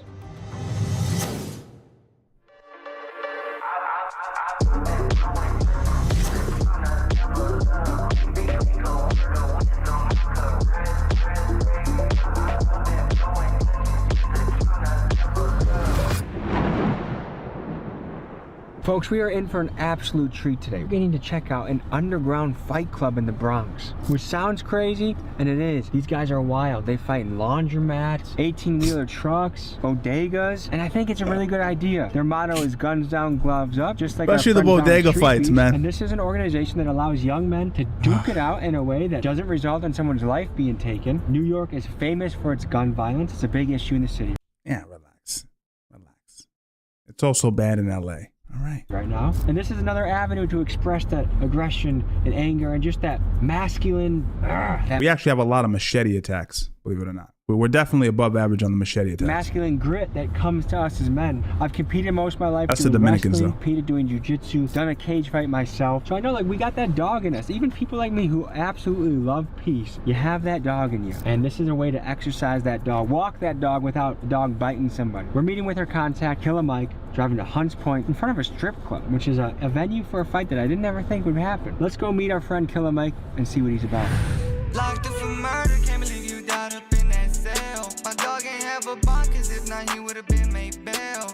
We knew they was hating on us, trust me, we can tell. Oh, that's the basketball court with the Trinitarios we just were at, right? Oh, yeah. We're in Trinitario territory right now. Shout out our dogs. They gave us great hospitality. We had a really good time with them. And here it is. This is the truck. People are going to be fighting in this truck, folks. How you doing, brother? I'm at work and trying to get the shit done. Killer Mike is a Bronx resident passionate about giving people a safe outlet to channel their aggression. He believes his organization provides people a healthy alternative to gun violence. He's been running this fight club for years and has had people throw down at places like bodegas, laundromats, and warehouses. Why do they call you Killer Mike? I had a killer right hook back in the day growing up, and I was always the one to protect my boys, protect the pussies, protect the ones that shouldn't be picked on. And I just had that one hitter quitter. And then they also call me killer because, you know, stay with the, you know, the baddies. I don't know if I curse on here, but the bad bitches. I'm Tommy. How you doing, man? Nice to meet you. Likewise, Tommy. I like to do different shit, you know? He looked at the camera on some suspect behavior. Tell me not. Tell me not. He looked at. So how can I come in the game and make my imprint, make my style different from everybody's thing? Be picked on, and I just had that one hitter quitter. And then they also call me killer because, you know, stay with the, you know, the baddies. I don't know if I curse on here, but the bad bitches. I'm Tommy. How you doing, man? Let's go. Yeah. Likewise, Tommy. He's like, I didn't know I was gonna be on camera. What's up with the camera? Isaiah's definitely doing some low-key stuff, you know what I'm saying? I like to do different shit, you know? This fight clothes has been out since before we was born, you know what I'm saying? So how can I come in the game and Shout make to my Tim's. make my style different from everybody? Are there other fight clubs in New York right now? We call it copycats. We called it was one at the B Rumble in the Bronx, but they're not. What are some other venues or locations you've done fights in before? We've done warehouses, we've done laundromats, we've done grocery stores, we call it Rumble in the Bodega. That's insane. We've done 18-wheeler before, we've done it inside of a strip club. We're outside of a strip club. Yep. How many people do you think we can fit in here? I'm trying to do just 40 people. It's a very private show. Not only are we in New York City, but we're in the Bronx. Lately, Very intimate, you know, in the back of a van or whatever. My knock on this, and I'm going off of not this event we're about to watch, but I'm going off of the prior one in the bodega and the laundromat. Listen, guys, you don't even have padding on the floor. I mean, someone gets knocked out, hits their head, dead. So I understand it's a good cause, but man, that you're pushing it. You're pushing it. Safety. Killing each other, shooting each other, and it's really the youth that's killing each other, like the 15 to 16-year-olds. When I was 15, 16, when my brother was 15, 16, we didn't really shoot each other. We used our knuckles, we got it on, and if you beat me or I beat you, you so happy to be my boy after that. And now seeing where this generation is leaning to, where everybody wants to walk around with like these little pocket purse books and keep their little tutu inside, and off a grill it wrong, you can get shot, off bumping each other, you know. Let's look at New York gun violence. After California, New York has the second strictest gun laws in the nation. In 2021, the governor issued an executive order declaring a state of emergency due to gun violence. Fucking idiot he was, dude. Idiot during the COVID situation. What a joke. Him and his brother goofing off on camera. We're sitting in our house banging pots and pans together.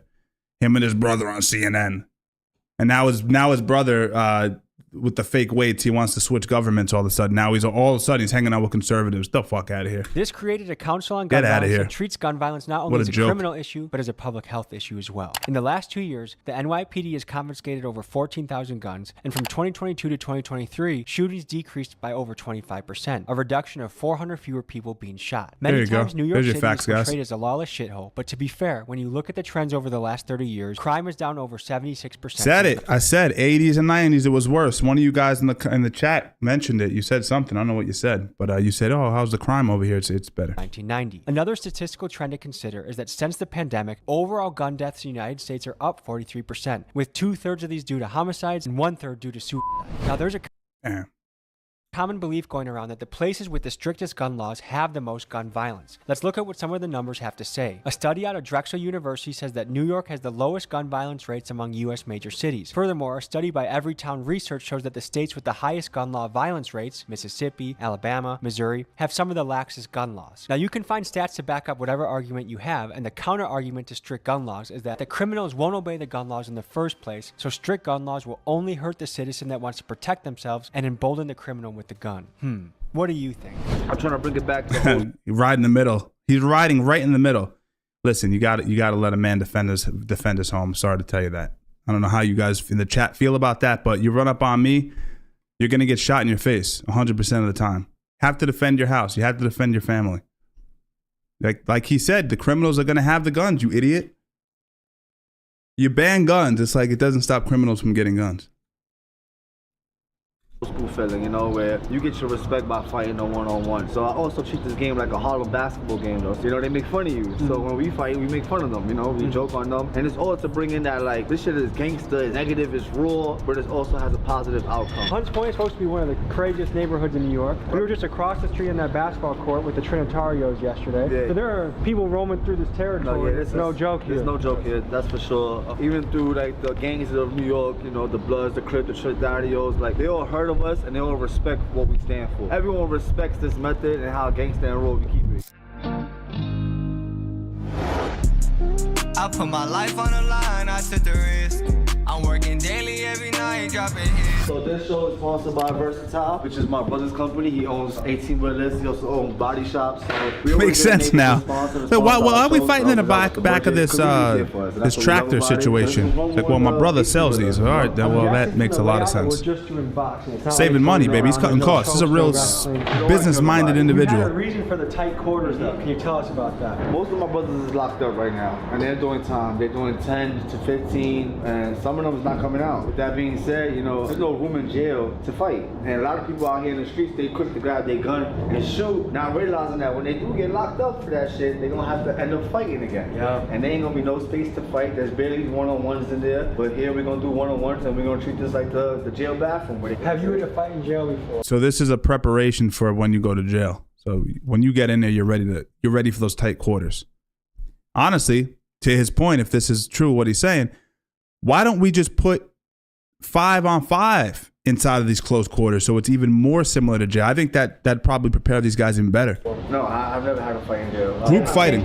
Isaiah, what brought you into the fight club world? He did. My best friend, he told me, let's try to make a change in the street. And what have you seen as the impact of doing this? We done changed families. We even made the news for saving 2 brothers that they was trying to kill each other in the street. Real brothers. Their mother hit us up. Made them fight at the show. Angry teenage sons to the underground fight club in 2018, which she says gave them the opportunity to put their gloves on and leave it all in the ring. Rumble in the Bronx did just that, squash their beef and saved them from a lot of lockup, 6 feet under. Through stories like these, they hope If you want it to be accurate, 5-on-1, let's really make it jail-proof. 5 versus 1, baby. Let's squash that beef by jumping an individual behind a strip club. Let's do We it. knew that we was doing something good. We used to go in the streets and someone died and got shot. We'll have signs up saying stop killing us, stop doing all this. It's definitely a very positive message. I mean, I dig the message big time.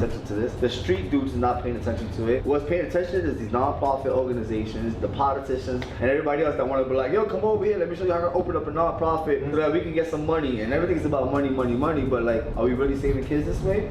This right here is actually how we save you. I only did 1 cage fight in my day, but I remember afterwards, me and him were both sitting next to the paramedic. They were taking our pulse, making sure we were good to go. But it was like we knew each other our whole life, even though 10 minutes ago we were each trying to punch each other, choke each other. Afterwards, it's like, oh man, like you hug them. It's something weird that fighting someone brings you closer to somebody. It does. We have a ref, we have a ring girl. We're gonna throw some money at her, have a good time. She definitely works at the cabaret. 1000% she works at the cabaret. I'm gonna keep my eyes as high as I can. I mean, he's all about cutting costs. I'm not even thinking about the fighting at this point. I'm thinking about the logistics. His brother owns the place that has the actual trucks. They're located perfect. He has some, I don't know where he's getting his lumber from, though. I saw some wooden planks. So he knows what he's doing. Killer Mike is on it. No, that's one thing I don't want to have is Tommy G versus the wife. Yeah, right? She's wonderful. She's beautiful. Fellas, stay true to your wife. Shout out Sweet Chicks. What's he just doing with his hand? Killer Mike is wild.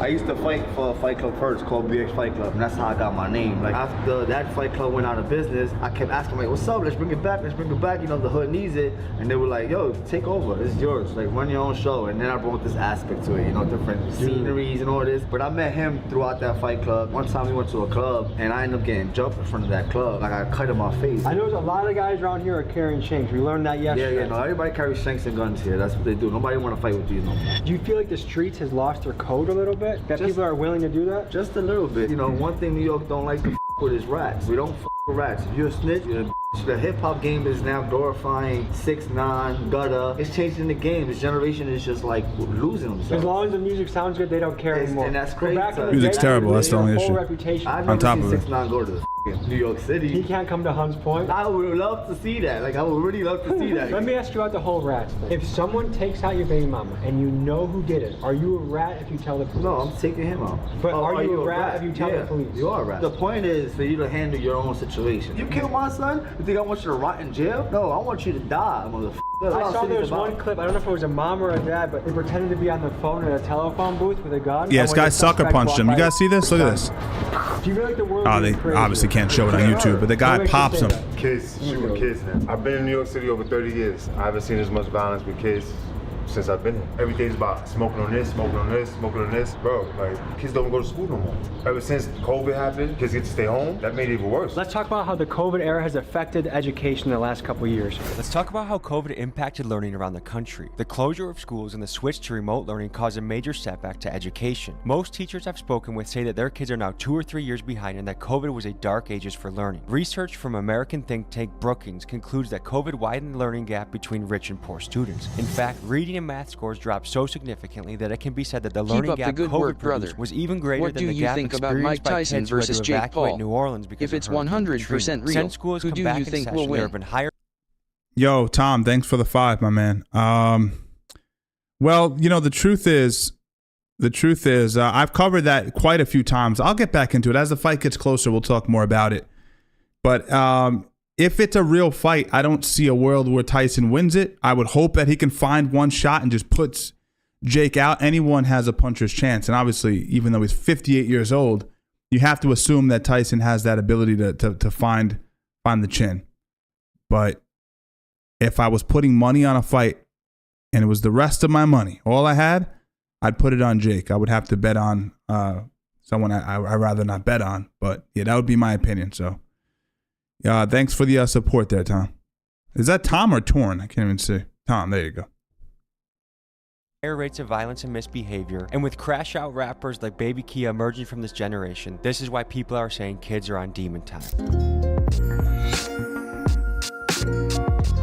This is your first fight. Sure. What made you decide to sign up for this tonight? I've always been a fighter, you know, I've done amateur fights. Okay. Always been around that area, but just felt like it, man. Just thought about it, was real interested in it, just couldn't find one. Now I found it, now I'm ready. How'd you find out about these guys? Just went on Google. Yeah? Simple as that. Google.com, baby, that's all you need. Is guns down, gloves up. What do you think about gun violence in New York right now? It's awful, man. Gotta put down the weapons, man, put up the hands. That's where real men are at. It's a shame to see these people dying out here. I wanna see passion and honor again, man. It's easy to be bad, and it's real hard to be good. You gotta be tough if you want to be a good guy. People say demon time, you know what I mean? But angels are stronger than demons. That's what you gotta remember. It's always better to be good. Biblical reference, let's go. How long have you been fighting for? Never fought. You train at all? Nothing. So you're showing up ready to go. Yeah. You know? Yeah, okay. Have you ever been in a street fight before? I'm not gonna say yeah, cause I just got jumped in those fights. But yeah. What do you think about that? Cause more and more people are comfortable with jumping other people. What do you think about that? That's weak. If you can't fight one-on-one, there's no point of you calling yourself a gangster or something. How many people jumped you? 4. Multiple times. That's all crazy. different. Does your mother know you're here? Yeah, she does. I didn't want to bring her cause I don't want her to see me fighting. Is there any message you have to the people? Don't be scared to do nothing, that's it. How'd you find out about this fight club? Through Instagram. The past 2 rumble in the Bronx that I pulled up to, I feel like I performed. Especially the last one, bro. Went down in the first and got put to sleep in the second. So you're actually trained boxing? Yeah. I interviewed at least one guy so far who never is trained, just hopping off the couch to do that. I feel like that's a bad idea. Totally bad idea. Does your mom know you're here? Yeah. What does she think about it? She's not really proud of me fighting in the first place, but she supports my actions, you get what I'm saying? What are you excited about for tonight? My guy's got a lot of heart, you know, he's got a lot of ingenuity. He's very good at what he does. And he likes to hurt people. I'm not too worried. The mission of the channel is always to show you the real raw shit. I don't know if it gets more raw than this. We're gonna get a bite to eat, then get into the action. I'm excited to be here, excited to be alive, excited that this is my job. Thank you guys for tuning in, because without you, I'll be back at my sales job, staring at my cubicle, wanting to do things that I can't say on YouTube. So let's go eat. Have you ever had women fight before? Yeah, one of the girls punched us so hard, her weave bunch flew off. One that grew up a dude, turned into a female, wants to fight a female, is that fair? I'm not with none of that. Based. Tommy was pushing the political boundaries there on this video. He goes, you know, what about if she had a sex change? She identifies as a woman now. He said, nope, not gonna work. That's good, right? We don't want men beating up on women. Especially in close quarters like this. Folks, we all know how sports can change a kid's life. I'm investing in Milwaukee Youth Wrestling. We had a private fundraiser event at the Oriental Theater. We raised over Tommy can wrestle, by the way. On the block trying to make shit stack. Niggas know I'm really getting to the money. Why the fuck you niggas talking like they with it when they knowing that they not and they ain't never tell me nothing. I got a Glock with a switch on the back. The underground fight club king. What's going through your head right now, man? Just knockout, that's it. Like always. What runs through your head though before a fight? Highlights, just like me trending, that's it. Best of luck. I know that you're going to be swinging and banging and knocking some people out tonight. Yeah, that's right. Best in the world, man. How many of these are... Jesus Christ, man. What the fuck am I watching right now? What do Keep you... up the good work, brother. What do you think about Mike Tyson versus Jake Paul, and if it's a real fight and nothing fixed, who do you think wins? Tom, thanks for the 5. I think you sent that question already. Am I bugging out, or is that... I think you sent that already. Thanks for the 5, man. The guy had 2 brain cells. He's like, what do you think about knockout? What else about the fight? Anything deeper about the fight? Knocking him out. All right, moving on. What events have you done so far? This is probably going to be like my 5th event. And what's it like? It's very good. What do you love about it? The money, of course. I'm here with the referee. Wait, Tommy, I love this guy. He's a sweetheart, man. Yeah, he's interviewing the thoughts even. He's giving everyone a fair chance. This girl can't think good. How do you feel about this, Manny? What's your thoughts? What's your thought? What else about it? Anything else? Manny? You're gonna make knockouts, right? You gotta be quick on your feet. This shit pretty small, bro. You can't really run. The niggas gotta fight here. You know what I'm saying? There's no running. Every time a nigga go and put in work, gotta slide. Just so you know, all of us New Yorkers aren't this dumb. I mean, there's a subset of us that are just barely functioning, right? I'm still the same hitter that was in the streets trying to go out on a mission cause I ain't have a pen. Thank you guys so much for coming out to support me last minute. No promo, no fly. We still made this shit happen. This is Rumble in a motherfucking 18 with a truck, you heard? This is a special welcome to my brother behind me, Tommy G. If y'all don't know him, y'all need to know who the f this man is. He's making a f***ing difference, you heard? Have you been to a motherfucking Rumble in the Bronx before? Can I get a Gangster. Got 5 fights tonight, you heard? We gonna have some fun. Oh, man. Woo! 3 rounds, 2 minutes each round. Our job today is to make some noise, go f***ing crazy, and support the fighters because it's guns down, gloves up, right? Let's get ready to rumble. All right.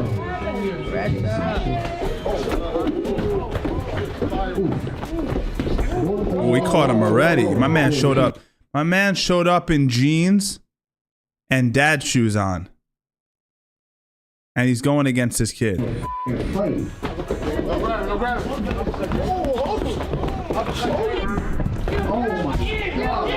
Oh, wow. He's doing some hard shots, though. I don't think he's as old as he looks, though. I think he just has the male pattern baldness.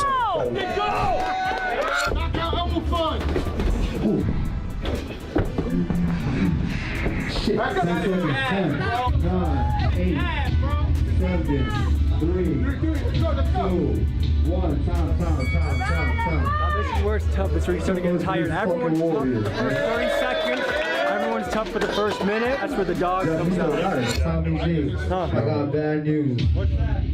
Say he's out of gas and he's good. Who's out of gas?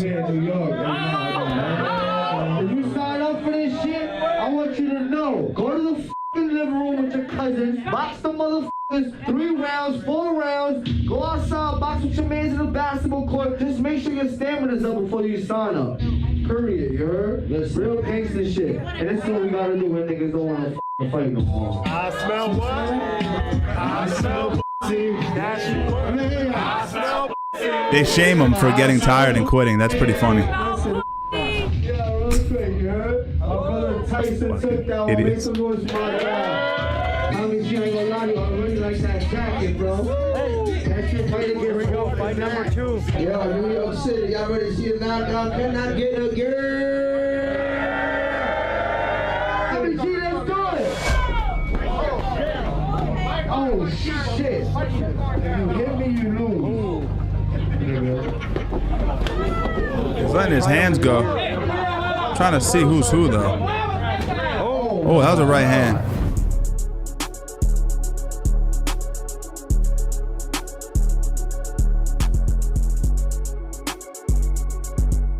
Coach, what's the strategy right now, Coach? What's the strategy? Output right now. He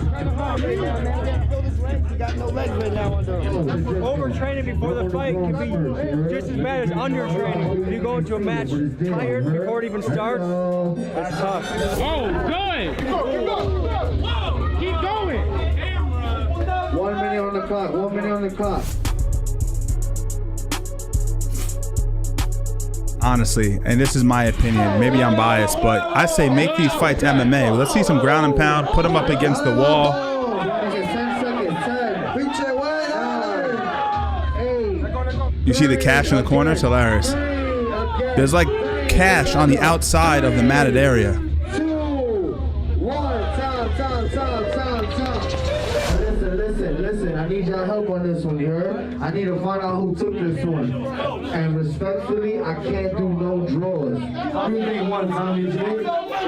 I think it was an absolute war. I think both guys did fantastic, but it's got to go to the man in the dreads, I think. Let's go. Okay. Hey, congratulations. That was a hell of a fight. Tell me, what's going through your head right now? The fight is finished? Shit, that shit was a good fight. I ain't gonna lie. Man, we was banging back and forth, head down, just swinging. Pelea terminado fue muy bueno, fue muy fuerte. What can he do? What can't Tommy do? Multiple languages. He'll come through to any hood. I know that, because he was hitting me with some shit, bro. Like, you know what? F it. If you think about this, this is actually insane that we're fighting in an 18-wheel truck. What a life it is, folks. I don't know about you guys, but I'd like to see a knockout. Y'all ready to see a knockout? Can I get a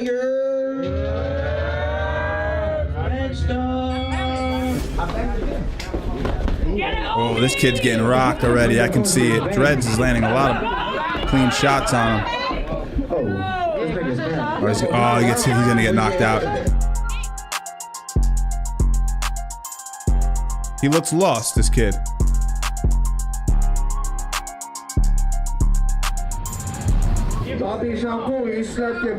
Oh no. Oh no. No. Let's talk about what getting punched in the face does to someone's brain. When someone gets hit, their skull moves rapidly in one direction. Right. Their brain, which is naturally suspended in fluid, accelerates slower than the rest of the head. When it finally catches up, the brain smacks against the skull, and this can result in concussion. Also, when you get hit, it can throw the inner ear and vestibular system out of whack. This part of your body is responsible for balance, so hence why a fighter can stumble around after a good punch. Yo, we got 30 seconds on the clock. 30 seconds on the clock. It's 10, 9, 8. Kid keeps getting rocked, huh? Every time he gets touched, his legs go all over the place. Yikes. Who the f put this wall there? Who's the guy behind him hugging him like that? Maybe it's a girl. That's it. You got wobble 3 times. That's it, bro. You send that guy back out? No. They need to call. He wants a knockout. I'm to the Bronx. Knowing when to stop a fight is a huge responsibility. A good referee can make sure a fighter has a long career, and a bad referee is a recipe for dementia. Fight fans get furious. They showed Mario Yamasaki. Did you guys see that? They showed Mario Yamasaki. Him or Steve Mazzagatti, two of the worst ever.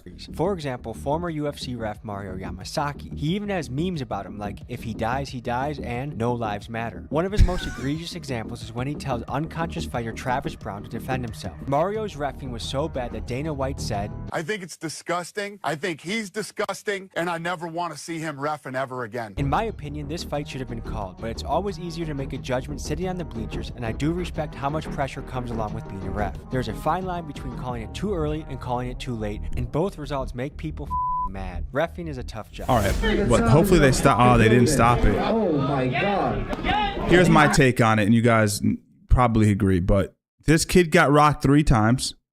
They're not fighting for money. They're not professional. I don't know if they have an EMT on site or anything like that. Maybe they do. I'll give them the benefit of the doubt and assume that they do. But this isn't a safe environment. You know, there's sharp edges all over the place. There's bolts. Look to the left of your screen. I don't know if you could see it. There's bolts hanging out of the side of this fucking 18-wheeler. So I get it, guns down, but I don't know. Got to save people from themselves, you know? That nigga ate everything. The wall, the punch. They're from the Bronx, though. Finish him! Finish him! No. Finish him! If we don't play back, we gonna stop it. Back up, that's not the face, that's not the face. Hold on, listen. It took way more damage than it needed to. Niggas would give up at any moment, any time. That nigga's still ready to fucking thump. He's not even in the right hand right now to throw, but he still wanna fight. Yeah, good job, man. Good job. Congratulations. To think that he's this tired and he's the one that won.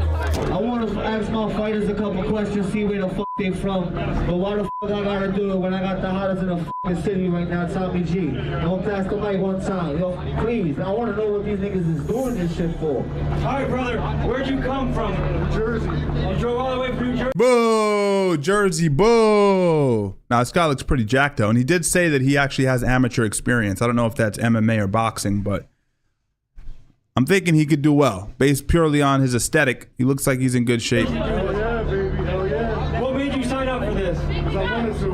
Okay, what's going through your head right The only knock on him is the fact that he's from Jersey. Hey brother, where are you from? I don't boogie down Bronx, you know that? Why'd you sign up for this tonight? Because I am.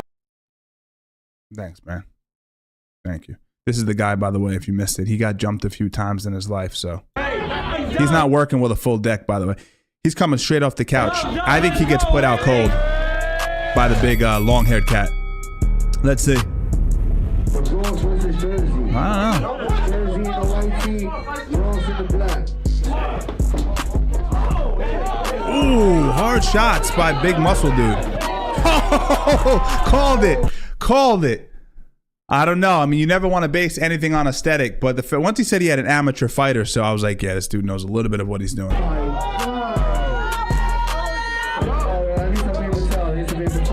I'm from the Bronx. We'll do an instant replay. Ooh, that was a low blow. That was. That was a low blow. Breathe through their nose. That's how you know they're out of shape. They start breathing through their mouth. So right now he only has mouth breathing, which isn't good. Beating the piss out of him. Fight back, bro. 10 seconds on the clock. 10 seconds. 10, 9, 8, 7, 6, 5, 3, 2, 1. Time.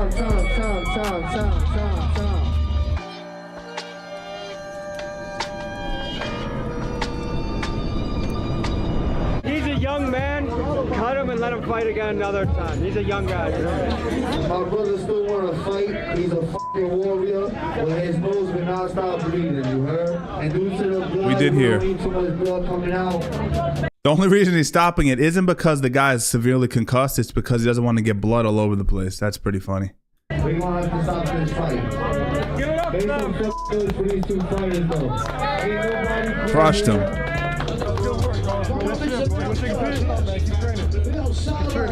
Dude, you're built like a brick shit house. I would have been scared to fight you. That guy had the nuts to show up and do it. He's a warrior. He's a warrior. A warrior. Any reflections from the night? It's a great fight. Had fun, man. Yeah. That's it. Keep it simple and sweet. Yeah. Why is this important for you to do? Why is it important? Yeah. It's just what I like to do. It's just what I like. Okay. Any advice for the youth out there? Have fun. Can you give me something else? This is gonna reach 1 million people. A million people are gonna watch the video.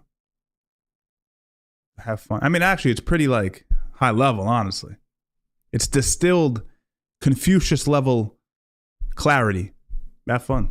So this is your first time in the Bronx, right? Oh yeah. You And last. came all the way from New Jersey, and you came to the absolute trenches to fight in a truck. I have a lot of respect for that.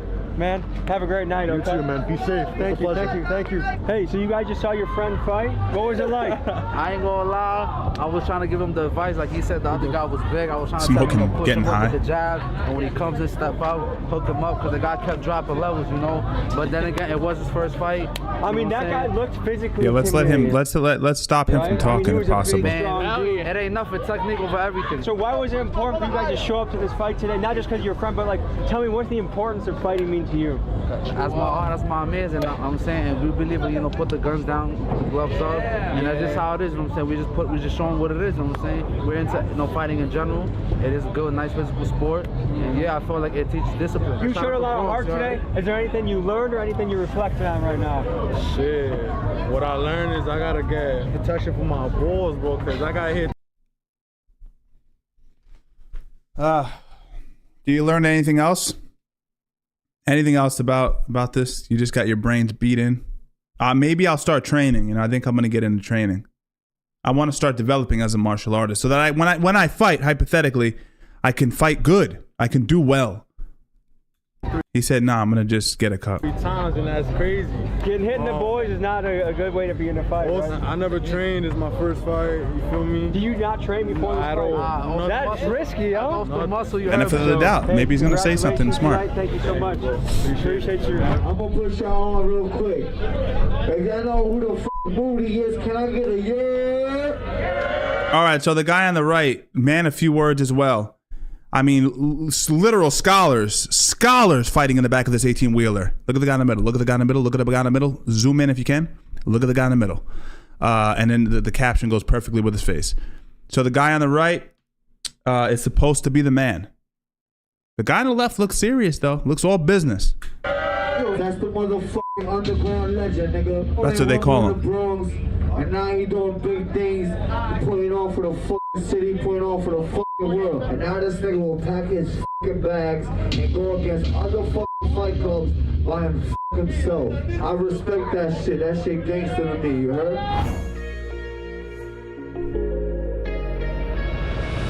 Y'all ready to see somebody get knocked the fuck out? They hyped him up a lot. They really did. So let's see. My man on the right has a proper cup, and he has a good sweat going.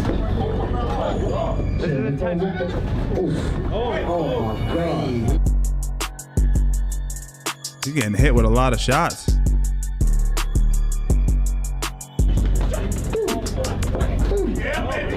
Ooh, he wobbled Moody. Is that his name? What we doing that? Oh shit! This game is different. Oh, he wobbled them. He wobbled. The Moody guy is living up to the name. You think he's done, or you think he can come back from that? I don't think so. It's over. I'm sorry. The power is different. They like to keep it going in the Bronx.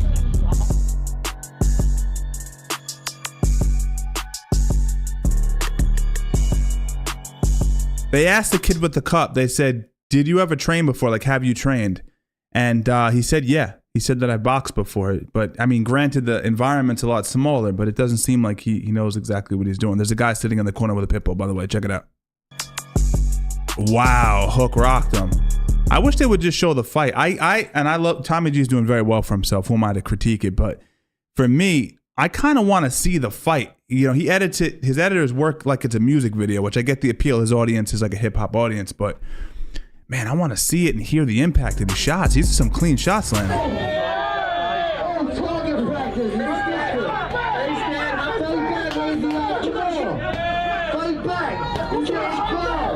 Oh man, they gotta stop this. The kid looks out of it, man.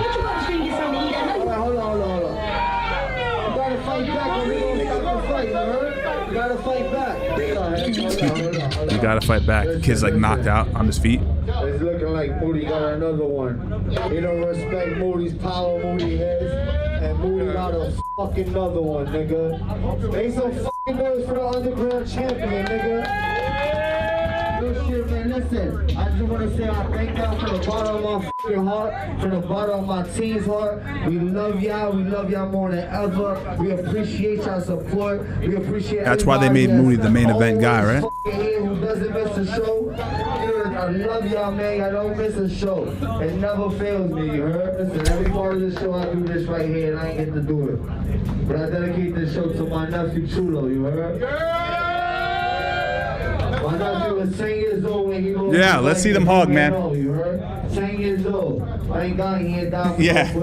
I don't know how you're not stoned. You're boxing back there. They're just hot boxing it. The floor's sticky from all the Hennessy, and you're getting punched in your face. Sounds like a good Saturday night, though. Not for nothing. We gotta let him. We gotta cut his mic if possible. We gotta cut his mic. Because you can't help but respect someone when they come into a ring. Right. Win, lose, or draw, if someone enters the ring, you gotta have respect for him. Yeah, and I respect his heart, man. He stood in there. Why is this important to you? Why do you keep doing this? Fighting has always been my answer and my way out of everything. Any situation, argument, anything. I can't stop fighting, bro. Excuse me, guys. Excuse me. They asked him why is it important to him. He said that this is how I deal. Literally, it's how he deals with problems. Like how I get. What's the actual verbatim what he said? Because it's like not. And my way out of everything. Any situation, argument, anything. Fighting has been his way of dealing with even arguments. But he said it as if it's. He said it as if it's like a good way to deal with life. Like, you know, if someone disagrees with me, dude, I'm just gonna punch him in their face. Wow. I didn't know what I was getting into when I chose this video. It was just like, all right, let's watch it on stream, right? I can't stop fighting, bro. What would be your message to the kids out there that are looking for things to do or maybe feeling lost out there? Shout outs to Team Moody. That's my mental health organization. I spread awareness to mental health. Shout outs to the Moody kids. That's awesome. I can tell this means a lot to you. Yeah, definitely. This is what I do. I fight. This is how I put on, man. This is how I put on. What I think is really cool is that people think fighting is all about like that grit and that fierceness, which it is, but it also brings out some of the best, like the soft emotions that are really good to experience. Brotherhood, connection. It's really cool to see. Any other things on your mind right now? Nah, not really, man. Is there a gym near you that you can shout out for kids to go to so kids in your neighborhood have a place to go? Yonkers Knockouts. Who's from Yonkers, guys? Who's from Yonkers, guys? Drop it in the chat if you know who's from Yonkers other than DMX. You might be looking at him. I know exactly where that is. That's awesome. That's right in the square. That's the only gym Getty I'm Square right now, man. Hey, great job tonight. Don't work. You dropping by or what? Thank you so much. Yes, sir. Have a good night. All right. So you've been fighting a lot. You just came off 3 knockouts before this fight. You were on a streak. we all lost a few brains cells. That's absolutely true. Well, one for the experience too, because it's like I'm 19 and these people who's my age right now are doing way bigger and better than I am right now, and I'm trying to get up there. You get what I'm saying? I'm gonna be honest, and then I just couldn't breathe. Like you could. Someone said it in the chat.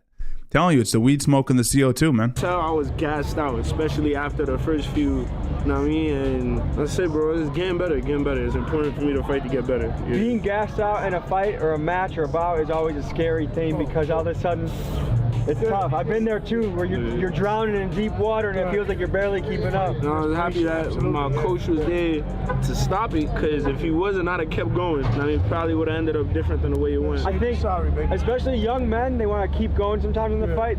There's a good time to call it a day and fight again another time. We just had a successful night, some really good fights. What's going through your head right now, man? I'm just happy that we didn't get shut down. No, we're at a corner of a very hot spot. Very hot. How does this work with police? Was it a chance that police were going to bust? It's a hit and miss. You know, Yeah, what's your advice for the kids? I mean, if anyone disagrees with you, just punch them in the face. Just kidding. Nah, he seemed like he had a good message, but that's cool. You know, but at the end of the day, there is laws that we gotta follow, and it should be permits, and it should be, you know, the whole, you know, being sanctioned by a boxing committee, especially in New York. But at the end of the day, I just feel like I can't get that. I know. But why can't you get it? Let's see why he. Because of the crowd we bring, the attitude we bring to a fight night, you know, and I just feel like, you know, at the end of the day, what's most important is all the lives that's been losing out here, you know. You're a man. So I don't think the reason he can't get sanctioned has anything to do with the crowds. I think it has a lot to do with the deadbolts in the back of the 18-wheelers that your head can hit as you're getting hit with a right hook, or the massive amount of weed smoke and open bottles and the lack of ropes. Now, you know, if you know me, you know that I'm definitely for this, right? I cover street beefs on this channel. I definitely dig the angle of let's end gang warfare and all that, and let's just settle it like men. But, you know, there should, in my opinion, maybe I'm getting a little old. I was this way when I was 20 something. Even, I'll give you guys an example. There was a bare knuckle underground fight that, I don't know if Richie's watching this, he's probably not, but Richie Torres fought in it. If I'm not mistaken, he can correct me if I'm wrong. Pretty sure it was bare knuckle. It was in the Bronx. It was not sanctioned, but there were ropes. It was in a boxing ring. It was bare knuckle MMA, if I'm not mistaken. Either way, man, the point of the matter is I think they should probably switch up the environment. This is a guy who's been doing laundromat squabbles, bodega beatdowns, no ropes, no padding on the floor. They had a little bit of padding on the floor, the kind of shit you see at your local park. But he has to work on that, and I think it should be sanctioned, right? What do you guys think? That's the call for or at least hire to find what our mission EMTs is or something and like that. Chase it to the fullest that we can, and you're doing it in your own way. I applaud it. I love it. Does anyone have any thoughts they want to add? Nah, man, just appreciate you coming through, man. It's all f***ing love you, right? I do want to add something. I do want to thank you for coming out and, you know, blessing the Bronx and New York with, you know, with your following and everything. I want to say this, though. Tommy's awesome, but I want to say this. I probably wouldn't have done this if I was this guy, Mike. Killer Mike has now put his brand of unsanctioned, illegal fighting to millions of people. This video is at 700,000 views. It's going to crack 1 million over the next month. Then he's going to make micro content out of it, put it up everywhere. It's going to get seen by a lot of people. So, and the point of what I'm saying is now you're going to have local law enforcement looking around for 18-wheelers that are moving side to side. It's crazy, man. Everything you work so fucking hard for, and I want to give you your flowers now while you're alive, because you deserve it. Hey, he's not going to die anytime soon, man. What's that mean? He's in the Bronx for a second. He's getting out of there right away. I've been watching you for a long time. Appreciate you. They don't put the G at the end of Tommy for nothing. Oh, man. You know what I'm saying? Because you're respected everywhere you fucking go. And it's because you put on, you wear your heart on your sleeve like I do, and we appreciate shit like that, you heard? Guys, my channel does not survive without people like this reaching out, and this is always an honor. It's like I have the greatest job in the world because guys like you hit me up, and it's fucking fantastic. So the love is much back to you too. Thank you, bro. Appreciate you. Appreciate you. Much Thank love. you for putting my platform with yours, man. Hey, and honor. shout out to Rumble in the fucking Bronx. Doing it like us, you heard? We'll see you next week. Peace. All right. We watched it. That was my first full Tommy G video that I've ever watched. I like Tommy G though. That's I'm biased. I dig him. Every clip I've seen of him, I've been like, oh, this guy's a cool cat. Let's end this poll real fast. I thought he was a cool guy. But I thought he was a cool guy. I thought the video was good. I would have liked to see more fighting, like more like of the action without the cuts. But listen, you cannot say a god darn word to him because he's absolutely murking the game right now. He's doing incredible work. So I'm sorry, I'm just looking at something here. Devin Haney, what's this? Let me get my head off the camera for a second. Devin Haney has formally requested that the New York Commission disqualify Ryan Garcia, awarding him the win due to claims of PED use. We still have till the 22nd. I think I don't know what the deal is. Prohibited use of IVs. Oh. Admitting coming in overweight was a tactic for an unfair advantage. Huh. What is he trying to do? Oh, awarding him the win. I don't know if you can do that.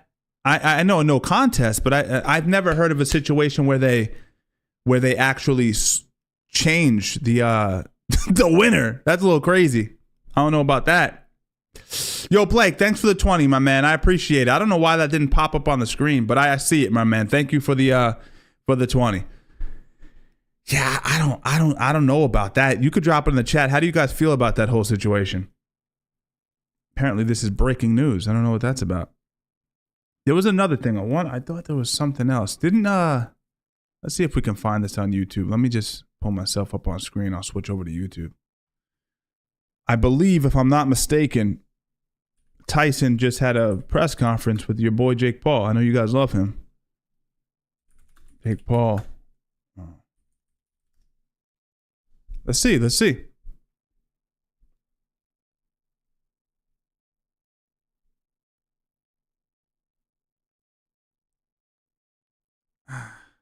I don't know how long this kind of. We'll start it up. Well, Netflix streamed this. I agree. I don't know. I agree, Jax. Jax says you got to let that go. I mean, no contest, I can understand. If you truly test positive for something, and he did come out overweight, I can understand the no contest ruling. But asking for a win is wild, bro. Like you said, Fredo, who the heck wants to win like that? Like, that's crazy to me. Do you think it could work as a deterrent if people get a loss and no contest before? I don't know. I mean, definitely deserves to get a no contest. That's my opinion.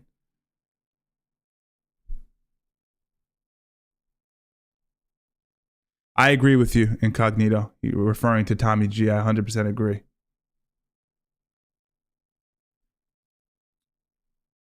Bro, I'm absolutely. By the way, I'm absolutely against cheating. If the rules say you can't use enhancements, and you can't use them, but that's neither here nor there. Best man on the planet, Brooklyn's son. I'm Ariel Helwani. It is a massive honor to be here inside the historic, the iconic Apollo Theater. I gotta take a piss at least once. So let's take a look at this. We'll watch this together. I'll scroll through it for the most entertaining part. parts. Of my career, and how about that? And then wow, we'll shout out to cap these it guys there. right here. Well done, boys. Well done. It is a huge honor for me to welcome all of you to this iconic venue, a venue that is befitting of an event that is going to be talked about for a very long time. This stands to be the most watched combat sports event in modern history, and that is no hyperbole. This is the real deal. It all goes down July 20th. Saturday, July 20th at AT&T Stadium in Arlington, Texas, of course, the home of the Dallas Cowboys. For the first time ever, and yes, I do agree with that sentiment as a Bills fan, but nevertheless, for the first time ever, the largest streaming platform in the world, Netflix, you've heard of them.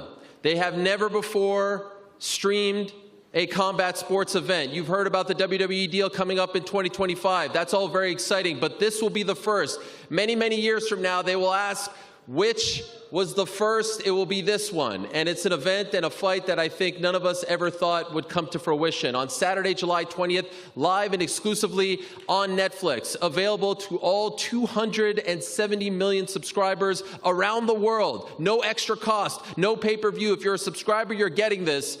It's the baddest man on the planet, the pride of Brownsville, Brooklyn.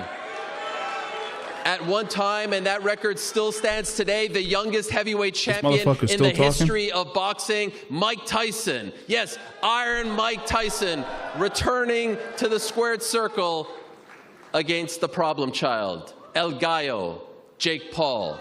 Mike I'm skipping Tyson, all of the Jake nonsense, Paul. bro. It All is the in fact nonsense.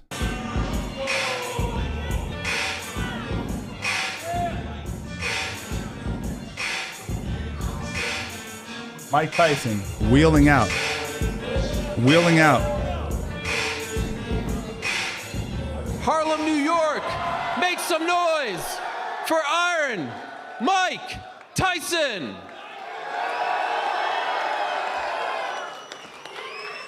I don't know. Let's fucking go. There it is. Incredible. Do that for promotion. Hello, Mike. How are you? This is great. What an honor. This is incredible stuff, guys. Once again, July 20th, Netflix. Ariel Helwani's just everywhere, right? right? Tickets go on sale March 16th. Do you guys like Ariel Helwani? Drop it in the chat. And you guys like him? You guys fans of Ariel Helwani? Eastern over on SeatGeek.com. Mike, I'd be remiss if I don't start with you, my man. Living legend. Who would have thought you fighting on Netflix in a fight that spans 4 generations? It's an unbelievable thing. Can you explain to the public, explain to the world why this intrigued you, why you ultimately said yes to a fight against Jake Paul? Well, it was a no-brainer. It was just, he was the new up-and-coming guy in the scene. And I like shaking the sports world to its core, and I'm doing it now. It's just something I want to do.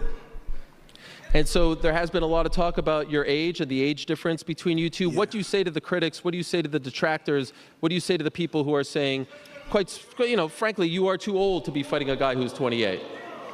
Well, I'm beautiful. That's all I can say. That's good enough for us. You do look to be in great shape. How is the training camp going? Because we see the 30-second clips with Rafael Cordero and your whole team, but could you give us a little more insight into how things are going? I'm doing great, but my body is shit right now. I'm sore. Yeah, I'm really sore. I think you're playing possum. No, I wish. Ariel, he's 58. Why is Ariel talking? I mean, I guess he has to direct the press conference to a certain degree because Tyson's, you know, who knows where he's going to go with it, and then Jake can't speak well either. Jeez Louise, though, man. He just gave it away. If you guys were wondering, not that you were, but he literally just gave it away. His body feels like shit. I mean, I'm in my 30s. I mean, to get through a camp, I would be in agonizing pain too. Injuries, old injuries pop up. I can't imagine being 58 and doing this. Well, you look to be in fantastic shape, and it's great to see you up here. Jake, how hard was it to put this fight together, to get him to agree to fight you? It sounds like he was game from the jump, but how hard was it? Yeah, no, he was game. I think he's always wanted to do this. This has been a long time coming. We've been calling each other out for years, and we finally got to make it happen on Netflix, the biggest platform in the world, and things just keep on getting bigger and better. The co-main event, I mean, this is quite literally history that we're looking at right here, and Mike wanted this. Mike wanted it to be a pro fight. He wants the war, and so I respect that. I respect them for taking this fight, for stepping up to try to put an end to me. Because that's what all these fighters have been trying to do, is end the YouTuber. And if Mike can do that, then he's a hero. Is that the goal here? Are you trying to put an end to Jake Paul? No, I really like Jake a lot, you know, but once he's in that ring, he has to fight like his life is dependent on it, because it will be. The sentiment seems to be that, Jake. Every person that I speak to who's around kind of my age says, I hope Mike Tyson, for lack of a better word, beats you the hell up, right? I mean, just... It's not just people in your age group. It's people... I've seen Gen Zers that want to see Jake Paul get absolutely decapitated against Mike Tyson. Mike Tyson, I believe, is pretty much universally loved, which is crazy. If you juxtapose who he was in the 90s to who he is now, it's a completely different character. It's kind of that lovable grandfather type character. Nobody wants Jake to win this fight. But that's not the question. The question is, can he win? Can Tyson win? It's like completely ends your boxing career. Do you sense that sentiment from the public as well? For sure, I think it's 50-50, you know. I truly believe that there's a lot of people who, you know, see me as an arrogant asshole, which I can be sometimes, but I'm just having fun and entertaining the world. And I do think that the older generation wants people to see Mike knock me out, but at the end of the day, I also have the kids, the middle schoolers, the high schoolers, the college students rooting for me and want to see me and Mike. I've never seen a single person say that, online or otherwise.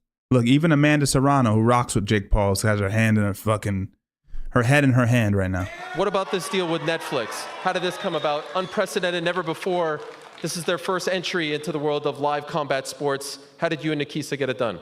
Yeah, look, it's most valuable promotions that have been changing the game since we came into the promotional business, and we just continue to level up and do things differently and see gaps in the market that no one else has identified. And we wanted to work with Netflix. They liked the idea and see the vision in what we're building, what type of events we can put on. And this is quite literally the biggest fight of the 21st century because of the fact that it's Mike Tyson versus me, but also the fact that it's in 700 million households, Netflix, for free for everyone who's a subscriber to watch. I've noticed this, said this to my buddy earlier today as well, that live streaming is becoming more predominant on these platforms. I think Netflix tried it a year ago. The live streaming was a little wonky. They hadn't worked out the actual software behind how to make it work effectively. But I'm noticing if you check your Netflix feed, you're going to see a lot of different live offerings that are popping up. So going in the right direction. And I'll give Jay credit in this regard. It's a winnable fight against an old man. And if he does win this, and it's going to do crazy numbers, it's going to up Netflix's portfolio, absolutely he'll be able to do this again against another big name. Probably someone that he can beat. So, I mean, it's crazy that this kid's doing this. He's 28 years old. He's a guy. But this guy's doing this, and he's a below average pro. Crazy, right? But if you can get people to pay attention, that's what I'm saying, man. Tremendous stuff. And of course, the media and the fans in attendance will have an opportunity to talk to these gentlemen. So have no fear. I do want to ask a question or two. Me neither, Jax. I've never met a single fan. The pride of Ireland. Always great to be in your presence and looking forward to your return. This is such an interesting fight because, you know, the hardcores, Katie, at first weren't quite sure what to make of it all. And then you and Amanda got put. It's actually a really good fight, the Katie versus Serrano fight, but we're going to gloss over it. My pigeon friend in Ireland named Kevin McKinley is a good friend of ours. He was telling me to say hi to her. Wow. Is this the first time you guys meet? Yeah. Wow.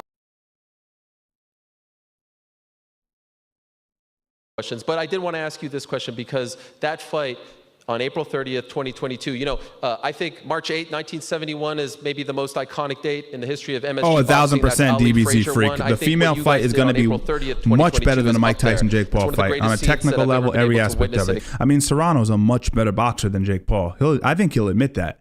She can actually box, and Katie Taylor's an incredible boxer. So, experience. And I felt like I know it's over fashionable time, on we were this channel to moving make further fun and of further female away fighters, from the but, rematch, you 'cause know, you were doing your thing at these 126 girls in can the fight. 3-minute rounds, and now she's at 140. And so was there a point where you thought you may never get a chance to avenge that loss to Katie? I think it was always going to happen because Katie's and my name is always going to be attached to each other no matter what. And I'm severely punch drunk. Wow. You guys hearing this? She's got a severe slur. This is a young woman. She's probably the brain of a 6-year-old. I'm glad to be a part of this, to be alongside with Katie Taylor. You know, she's a great champion. But we're going to go out there and prove to the world that we deserve this platform, we deserve the pay that we're getting, and that women can fight. And we're going to give, I think, a better fight, the rematch, because now she knows how to lose. I don't like losing. We both don't want to lose, so we're going to go out there and give it our all. And it's truly an honor. I want to say, I never thought that I would be saying I'm fighting on a co-main event with Mike Tyson. It's truly, both these men up here truly inspire me. Jake Paul's like, what about me, man? What about me? Everyone's giving Mike Tyson all this love. What about me? In my sport, Jake obviously is my manager, and he's helped me completely. She's got to get her head fixed, man. She got to get her head looked at. I am truly honored to be I don't think a woman that talks to that should be getting hit in the head anymore. If you happen to be a new fan of Heather Hardy, who is a pro boxer, she fought in Bellator as well. She just retired because she went to the doctor and she got her brain scanned, and the doctor said you cannot take any more damage. She was having severe spins, nausea, etc.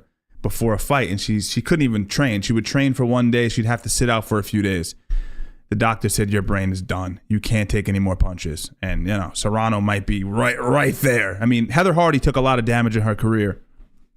But so does Serrano. If you watch Serrano's fight, whenever someone fights back, she takes a lot of shots on the chin. And you didn't see their first fight on April 30th, 2022. Please do yourself a favor before July 20th and watch that first fight. One of the greatest fights, men or women, that I have ever seen. Incredible stuff. And if the rematch is even half as good, we are in for something special. All right, let's take some questions from the media. I mean, I already have Netflix, so it's free. So I'm just gonna pay. I'm just gonna watch it. I mean, it's going to be a painful watch. And then they will bring you over I'm going to live stream it. I'll be on live for that one. Of the beautiful venue here. I will wait for the queue. We have a queue forming up. This is so great.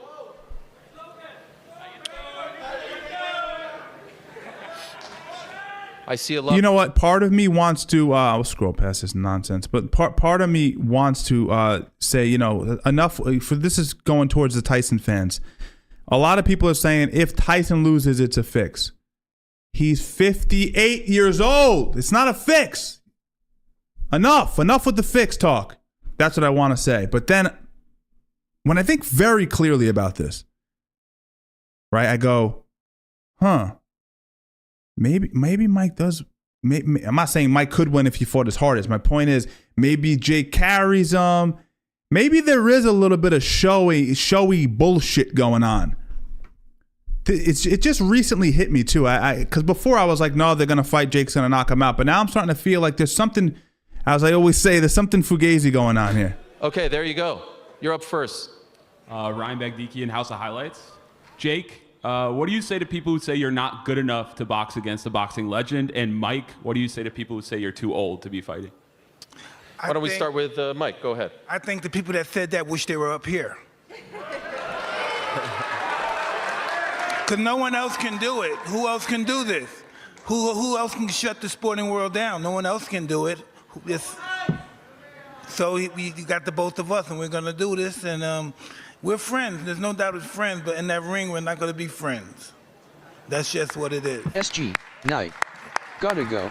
Yo, DBZ Freak, thanks for the 5. Have a good night, my man. I go onto the Instagram comments and I see them all saying, if Jake wins this fight, it's rigged because of how incredible he looks. Oh, I just said that, yeah. Doesn't matter. Age is just a number. He's a killer. He's a warrior. He's been doing this his whole entire life. So it's second nature to him. I've been doing this for 4 years, and I've been doing it at a super high level. But on July 20th, I'm going to show the world that I can outbox Mike Tyson and prove everyone wrong, and show that I will be the one doing the killing. By the way, how much you weigh these days? Heavy, big boy, 230s. Damn, all right. That's more than usual. What's the over-under? Is he saucing or not? Is he on the juice? What do you guys think? Drop it in the comments. Heavy section. Keith? Yeah, go ahead. Thanks, Ariel.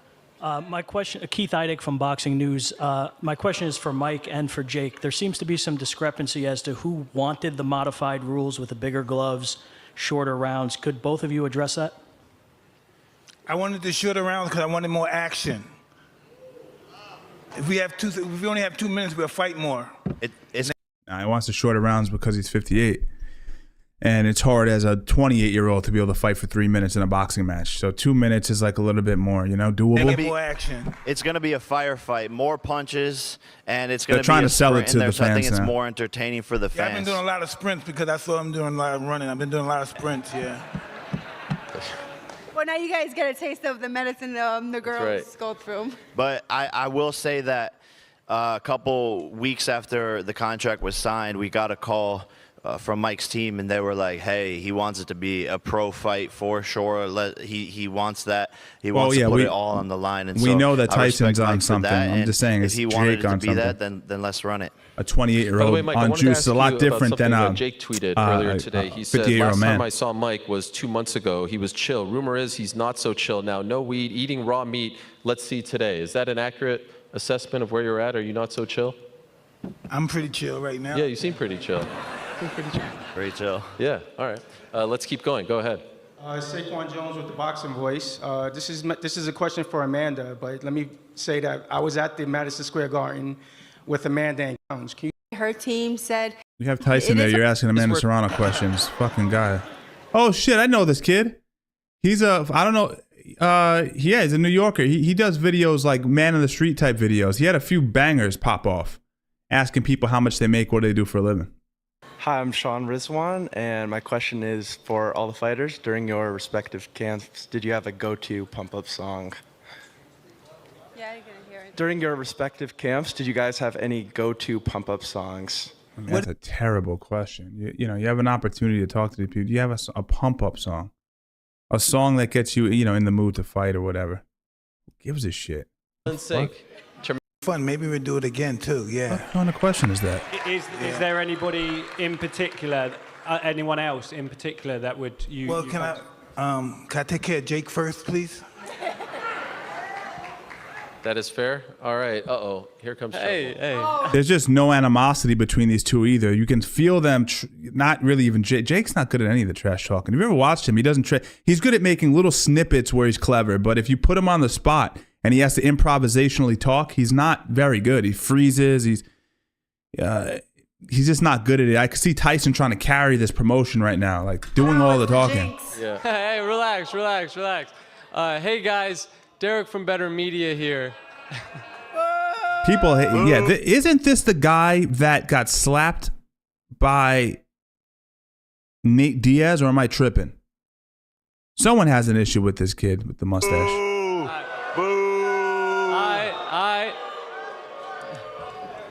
Mike, I just want to let you know that I actually work for Jake Paul. I've gotten to know him pretty well. I've seen him box quite a bit, and I can confidently say that you're going to knock his ass out, Mike. Wow. You're going to knock his ass out. Let's go. Well, and I can confidently say that you're fired. Jake didn't like that. Jake didn't. Look at him. He's seething right now. I thought that was pretty funny, actually. Hey, Jake, I'm the face of the company. You know you can't fire me. I am better. Security. Mike, my only question is, what round are you going to knock him out in? Hey, come to the fight. Hope you can afford a ticket. I could afford a Tickets on sale, by the way, on May 16th. That's this Thursday on SeatGeek.com. Go ahead. Joe McBride. Oops. Joseph McBride, Daily Mirror. My question's for Jake. I went down to Gleason's gym recently, which is where Mike Tyson used to train, and he said that the owner, Bruce Silverglade, he said that you popped down for a session. I just wondered what your inspiration was behind that and what the reason was for you going down there. Yeah, I've been to Gleason's a couple of times, and I think it's cool to just connect with some of the roots and Just to be clear, Gleason's, guy who's training at that gym, the new Gleason's is a different location. So I get the idea of gaining inspiration and connecting to the roots of boxing in New York, but it's not even the same walls. So Beginnings of the legendary boxing, actually specifically here in New York, but I'm a student of the game, and it's just cool to be in those environments where legendary, practices and training has happened. Not the same gym. And have always done that, popping up in different gyms all across the world. I mean, let's just be honest. It's a winnable fight for him. I mean, so Go to this side. Hey, what's going on, everybody? We'll watch My it. name We'll is see. Najee I know from some of you guys in the Cigar chat are not feeling it, this and you're not question going to is want for to Jake. watch it. But obviously, Mike is one of the biggest hitters that the heavyweight division has ever seen.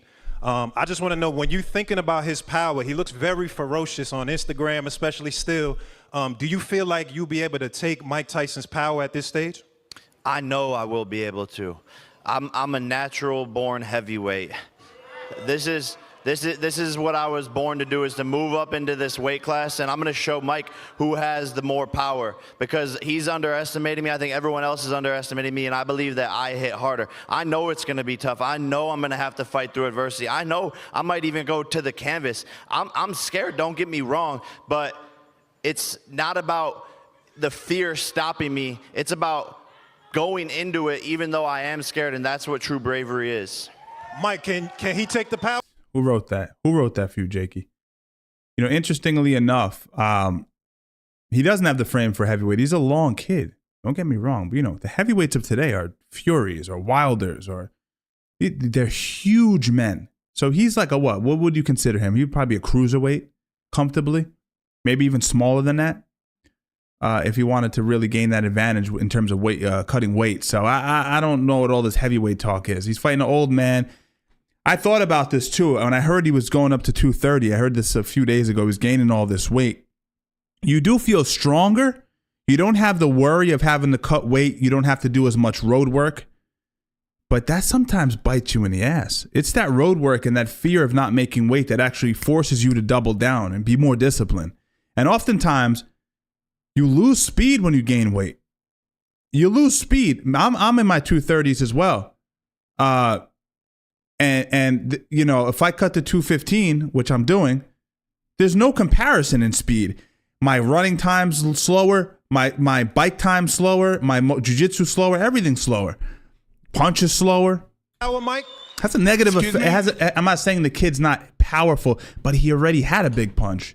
My point is, him coming in 230 doesn't do him any favors.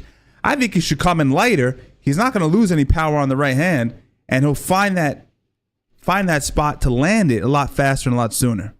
I don't think it does him any benefits at all. Take your power? We're going to see, huh? Are you impressed with him? With what he's been doing? Have you been impressed? Have you been impressed? Oh, I'm very impressed with him. Yes, I'm very impressed with Jake. Would you say that his defense is pregnable or impregnable? Well, I don't think of that, but I think I'm very impressed with what he accomplished, yeah. Fair enough. All right, we'll take one more question from the media. Go ahead. Ike Feldman with GiveMeSport.com. Amanda, the first fight, MSG. The next fight, Jerry's World.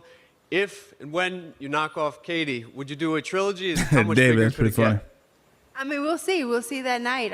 If Katie wants it, I don't know. We'll see. Once I'm just concentrating on this fight, concentrating on making the 140 and going out there and giving it my all. Well, what happened in the first fight? Katie won a close fight. He doesn't even know. What are you talking about? I think Amanda's going to come out Katie sharper won this a time. close decision. It was a split decision. Very so. close. Okay. I didn't see the fight. Oh, you should see it, Mike. Incredible stuff. Katie, would you be open to He that? doesn't give a shit about Obviously, anything. you don't want to think of... Well, let's ask the audience who they think won that first fight. That's not fair. In your mind, do you think that we're headed to a trilogy, or are you trying to put this rivalry to bed? Well, I go into every fight planning on winning the fight, so the trilogy is not on my mind right now. I beat her the first time, and I plan on beating her the second time. I don't know. I don't know if this lady has. I don't know if she slurs the words either because of the thick brogue that she has from Ireland. I don't know. I don't know if she's struggling either with the. I never had this much fun at a press conference. This is a good time, right, Mike? Welcome back. Thanks. What are you saying, Tyson? Remember when you threatened to fuck a reporter like he loves you or something like that? You guys, that was the most. You guys remember the Lennox Lewis press conference? We're going to take some questions from the fans. Maybe it wasn't so fun for Tyson. It was very fun for us. They're going to be. And we've got a young boy right over here. So you're She grew up on McLean, yeah. Kale Martin, and I'm a big fan of both of y'all. You guys are both fucking legends. And Calm down, kid, with the language. I just want to, like, Where's your mother at? Thank you, Mike. Yo, Mike, how would you like compare Jake to boxers in the 90s? And Jake, how do you foresee young boxers like me coming up? You feel me? Redhead, white, stop it. Stop it now. Stop it with that vernacular and style. You have a fucking college shirt on. Well, Jake is his own person. He's not like anybody else but him. He started. How do you compare Jake to a prime Holyfield? Successful, and we're gonna see how far He's trying to be kind to him. Who would train me better, Jake or you, Mike? Me, definitely me. Yo, Jake, what do you think of that? I think older fighters have more heart and balls and weren't afraid, but I think the newer fighters have more skill and technique and are sharper. So that's why I'd be a better coach. Yeah, type Wild shit. statement. Wild statement. So you think he has bigger balls? Who do you think's got a higher body count? What's your body count, Jake? What's your body count? That's the issue, right? Jake came up in this era of social media, and we all know we have to say the craziest thing to get anyone to pay attention to what we have to say. But this kid's one up and even Jake. Jake took a second and was like, what? No.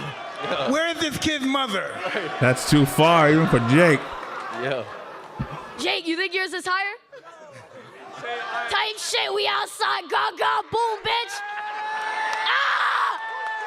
Well done, little man. I love you guys, motherfucker. Okay, all right. You saw who was behind him? That was Mo Mozzarella from New York. If you're a New York guy and you follow him on Instagram, Mo Mozzarella. Funny character. How you doing, that guy? Well done. Holy smokes. He was behind the kid. I don't know if they came together or not. Speaking of the fans, by the way, I do want to give a shout out to Brandon. There was a young man named Brandon, guys, who has been lining up since 6 a.m. to be the first person to enter. So wherever you are, Brandon, who I saw earlier today, well done to you. 6 a.m. this young man was standing at the front of the door to get in here first. All right, let's go back to the fans. Hi, my name is Tess. I'm from Manhattan, and my question is for Katie. What advice do you have for women that want to learn how to box? Just go for it. I think the hardest steps sometimes is just the first step. Poor lady, huh?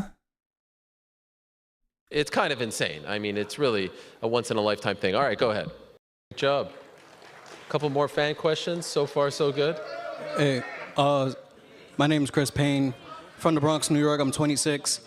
Jake, nice to meet you. But my question here is from Mike. And also, before I even get into it, huge fan of WWE as well. I see Logan Paul here to the left. You're doing really good at what you're doing. Keep doing it. But Mike. Okay.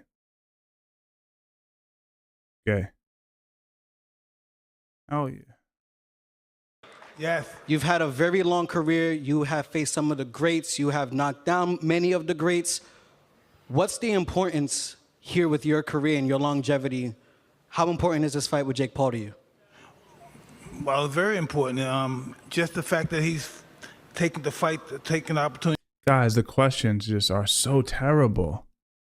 You know his history as a fighter. You know what he's accomplished. Why are you trying to create these parallels between his past? It's a money grab. It keeps him relevant. It excites him at his late age. You know, no better questions than that. When you fight me, it's mind-blowing. You know, when you really think of it, from a boxing perspective, it's like God status. There's never been anything like it before. Yeah, well, you know, good luck to you, gentlemen. Jake, hope you could take a hit or two, man. You know, you're going against one of the toughest hitters, but maybe a question for Jake. Do you really believe? Give him hope, man. Come on. I don't want. You can't give a YouTuber hope at this point. It's 2024. So, Jake, do you think you could take a hit from Mike Tyson? Yeah, look, they call him Iron Mike Tyson, but I'm Titanium Jake Paul. Oh, all right. Good luck, gentlemen. Put that on a shirt. He thought that he dropped a crazy bar just We there. got another one over here. All right, good afternoon. Hello, Jake. I'm Xavier. I'm from Queens. I'm 16, right? I grew up watching you and Logan. Thank you guys for, you know, making my childhood, right? Right. Like you mentioned earlier, Jake, you know, you got the high schoolers rooting for you. You know, I'm rooting for you. Mike, please don't kill me. Thank you guys. Jake's excited because he has one kid. We found one person that's voting for Jake in this fight. But my question to you, Jake, is for the youth that wants to pursue boxing and wants to pursue fighting but can't afford it, what do you think would be the best steps to take? PAL. Yeah, look, we're Going to PAL. working on getting more boxing bully gyms across the world. We have, you know, a partnership with a gym in Brooklyn. I don't know if you can make it out there, but at all of our boxing bully gyms, people can go for free. But man, just do what you can. You can shadow box at home, work on your footwork, push-ups, pull-ups, continue to improve your athleticism. And if you're 16, you know, hustle. Sometimes to start off, you're going to be having to do 2 things, 3 things, working a job and hustling at night. So that would be my advice. And Wait, what are you working a job and hustling at night? Selling drugs? What are you saying here? Not stop, don't give up, and your opportunity will come. If there's one positive, we got to give Jake something, right? He has inspired at least a few different individuals to 1 second. All right, yeah. To get into like boxing. you said, I am doing a couple of things. I'm going to school, making music, trying to, you know, go into the military at the same time. So boxing is kind of like, I'm trying to, you know, juggle it, you know. I actually, you guys, Logan and Jake, you guys both know Milton, right? I was training under him at one point. But, you know, eventually the money gets to you. So it's like, I can't believe we're at a press conference. Well, I'll Mike's having a conniption right now. I don't know what's going on. I'll have my team get your contact after, and I'm going to send you a bunch of gear and stuff. Really? Thank you. Thank you, guys. Thank you. It's more of like a people's conference, you know, press and... Forgive me, I'm an old dude. This is new. This is wild, right? Netflix. Netflix wasn't even a thing when you were fighting. Oh, it is now, I guess. In a big way, yes. Very big, very big. Yes, very big. 270 million subscribers. All right, Ariel, enough.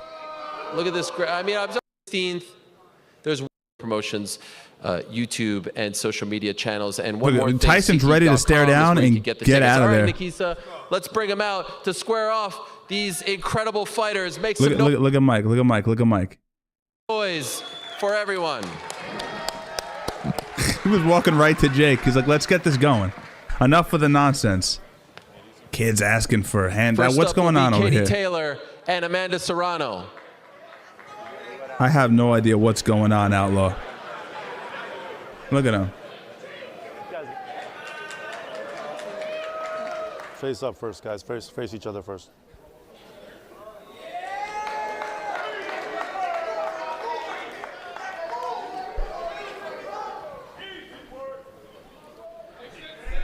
This is the rematch. Last time it was at 135. This time 140 pounds for Katie Taylor's Gotta be in, buddy. undisputed super lightweight titles. You see them right over there.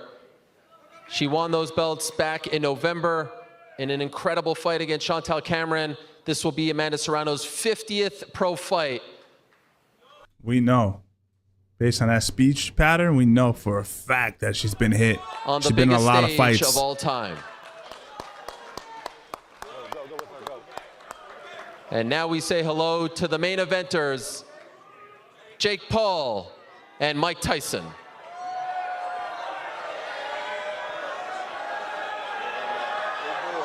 Big boy. Big boy. Let's face up here, guys. Let's face up here.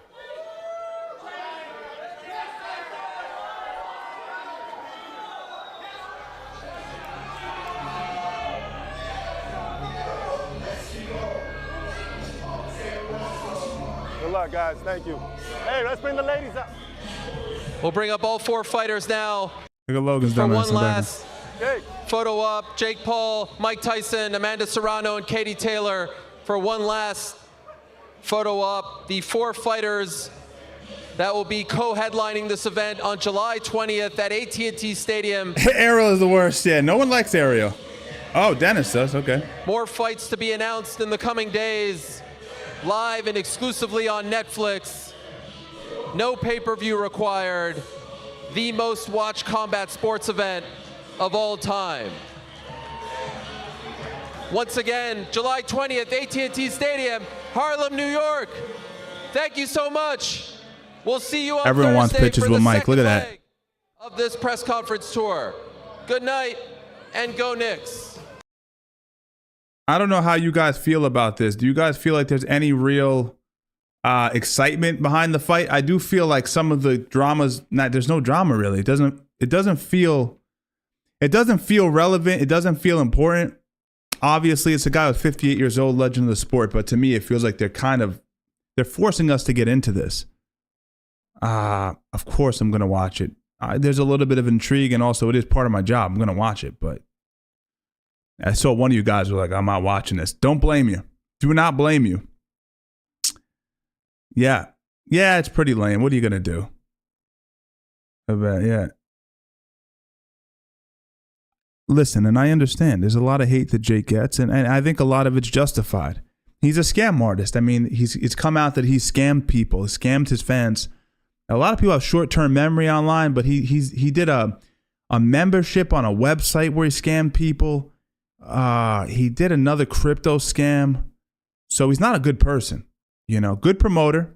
Definitely has, you need to be a self-absorbed kind of person to promote fights well. He does that really well. But other than that, who gives a shit? Yeah.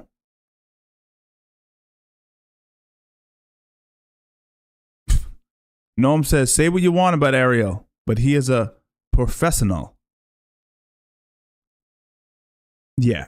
I truly think he did well. There's many better options in the boxing community than Ariel Helwani, but he's done a good job of positioning himself over the last bunch of years. The reason I give Ariel a little bit of credit is, you got to remember, I remember in the Strikeforce days where he would show up and fighters would disrespect him, and he paid his dues. There's no doubt about that. He's absolutely paid his dues. So, yeah.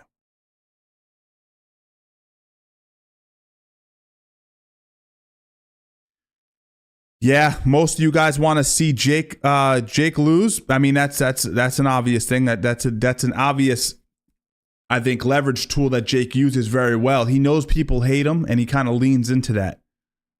He could play the middle a little bit more and be more likable, but he knows that what sells tickets. I mean, decent. If people like you, they're just not. No one gives a shit. You got to set the world on fire. It's the only way. You got to remember when Mike Tyson was his most relevant. Outside of the 80s, in the 90s, when he had that big resurgence, it was on the back of him being a very polarizing character. He went to prison for a sexual situation. Don't know the legitimacy of it, but that's what they say. And he was a bipolar, manic psychopath. So that's what you saw. That's what you saw. You saw a guy who was out of control, and you wanted to see this slow car crash happened. Because you're getting paid, bitch. Jax with the 2 months, man. Thanks for that, brother. Appreciate you. Glad you're joining there. Ariel just gets too mouthy with fighters, in my opinion. He's real covert about it. That's the thing about him, is he kind of like, I don't watch his product, so I don't really know. But to what you're saying, a lot of fighters are always having these issues with him because he goes behind their back and he does that kind of snake game where he talks about them. Again, I don't really know. I can't pull up off the top of my head a situation where he's done that, but I know a lot of fighters feel that way. So, yeah, I dig it. In the beginning, the heel like Chael or not, and he's like, teeters only by upsetting people and fighting retired fighters. ZH Drums, that's the thing I don't like about him. The fact that he's fighting these old men who have nothing to offer anymore, who are past their prime. And, I said this in a prior stream. I said he tried to fight boxers. Granted, they were cab drivers like the last guy he fought, Jake did, and knocked him out. No one watched. It did horrible numbers. So people hating him isn't enough. They need to hate him for a reason. You get what I'm saying? They need to hate him for a reason. Well, the reason now is that he's fighting a legend that we all love. We have fond memories of. And he's old. So we hate him for a reason again. We'll watch that. I mean, take notes. If anyone's trying to sell tickets or get attention on social media, Give people a reason to hate you. Understand that you're playing a character, and you can definitely make some money if you position yourself right. Kid also punches hard and developed a decent boxing game. Let's not act like he hasn't gotten better, but he's still a below average professional boxer. He's better than the cab driver he just knocked out, but he's still, you know, if you put him against anyone, I mean, again, he lost to Tommy Fury. Tommy Fury is not a respected boxer by any stretch of the imagination. This is a below average individual. Actually, I wouldn't mind watching Tyson versus Anderson, to be quite frank with you. Yep. Is that still going down, Austin? Rampage versus Shannon Briggs. It's another shit match, but I'd watch it. Yeah, I'd watch it. All right, chat. That's gonna wrap it up. We had a decent stream today. We covered a bunch of stuff. I'm gonna leave this up for about till tomorrow. And if you guys want to check it out, then I'll archive the live for the members. Appreciate you guys for checking in with Uncle Steve. We'll be back. Maybe we'll come back tomorrow. We'll see how we feel. All right. Have yourselves a phenomenal night, and I'll see you guys soon.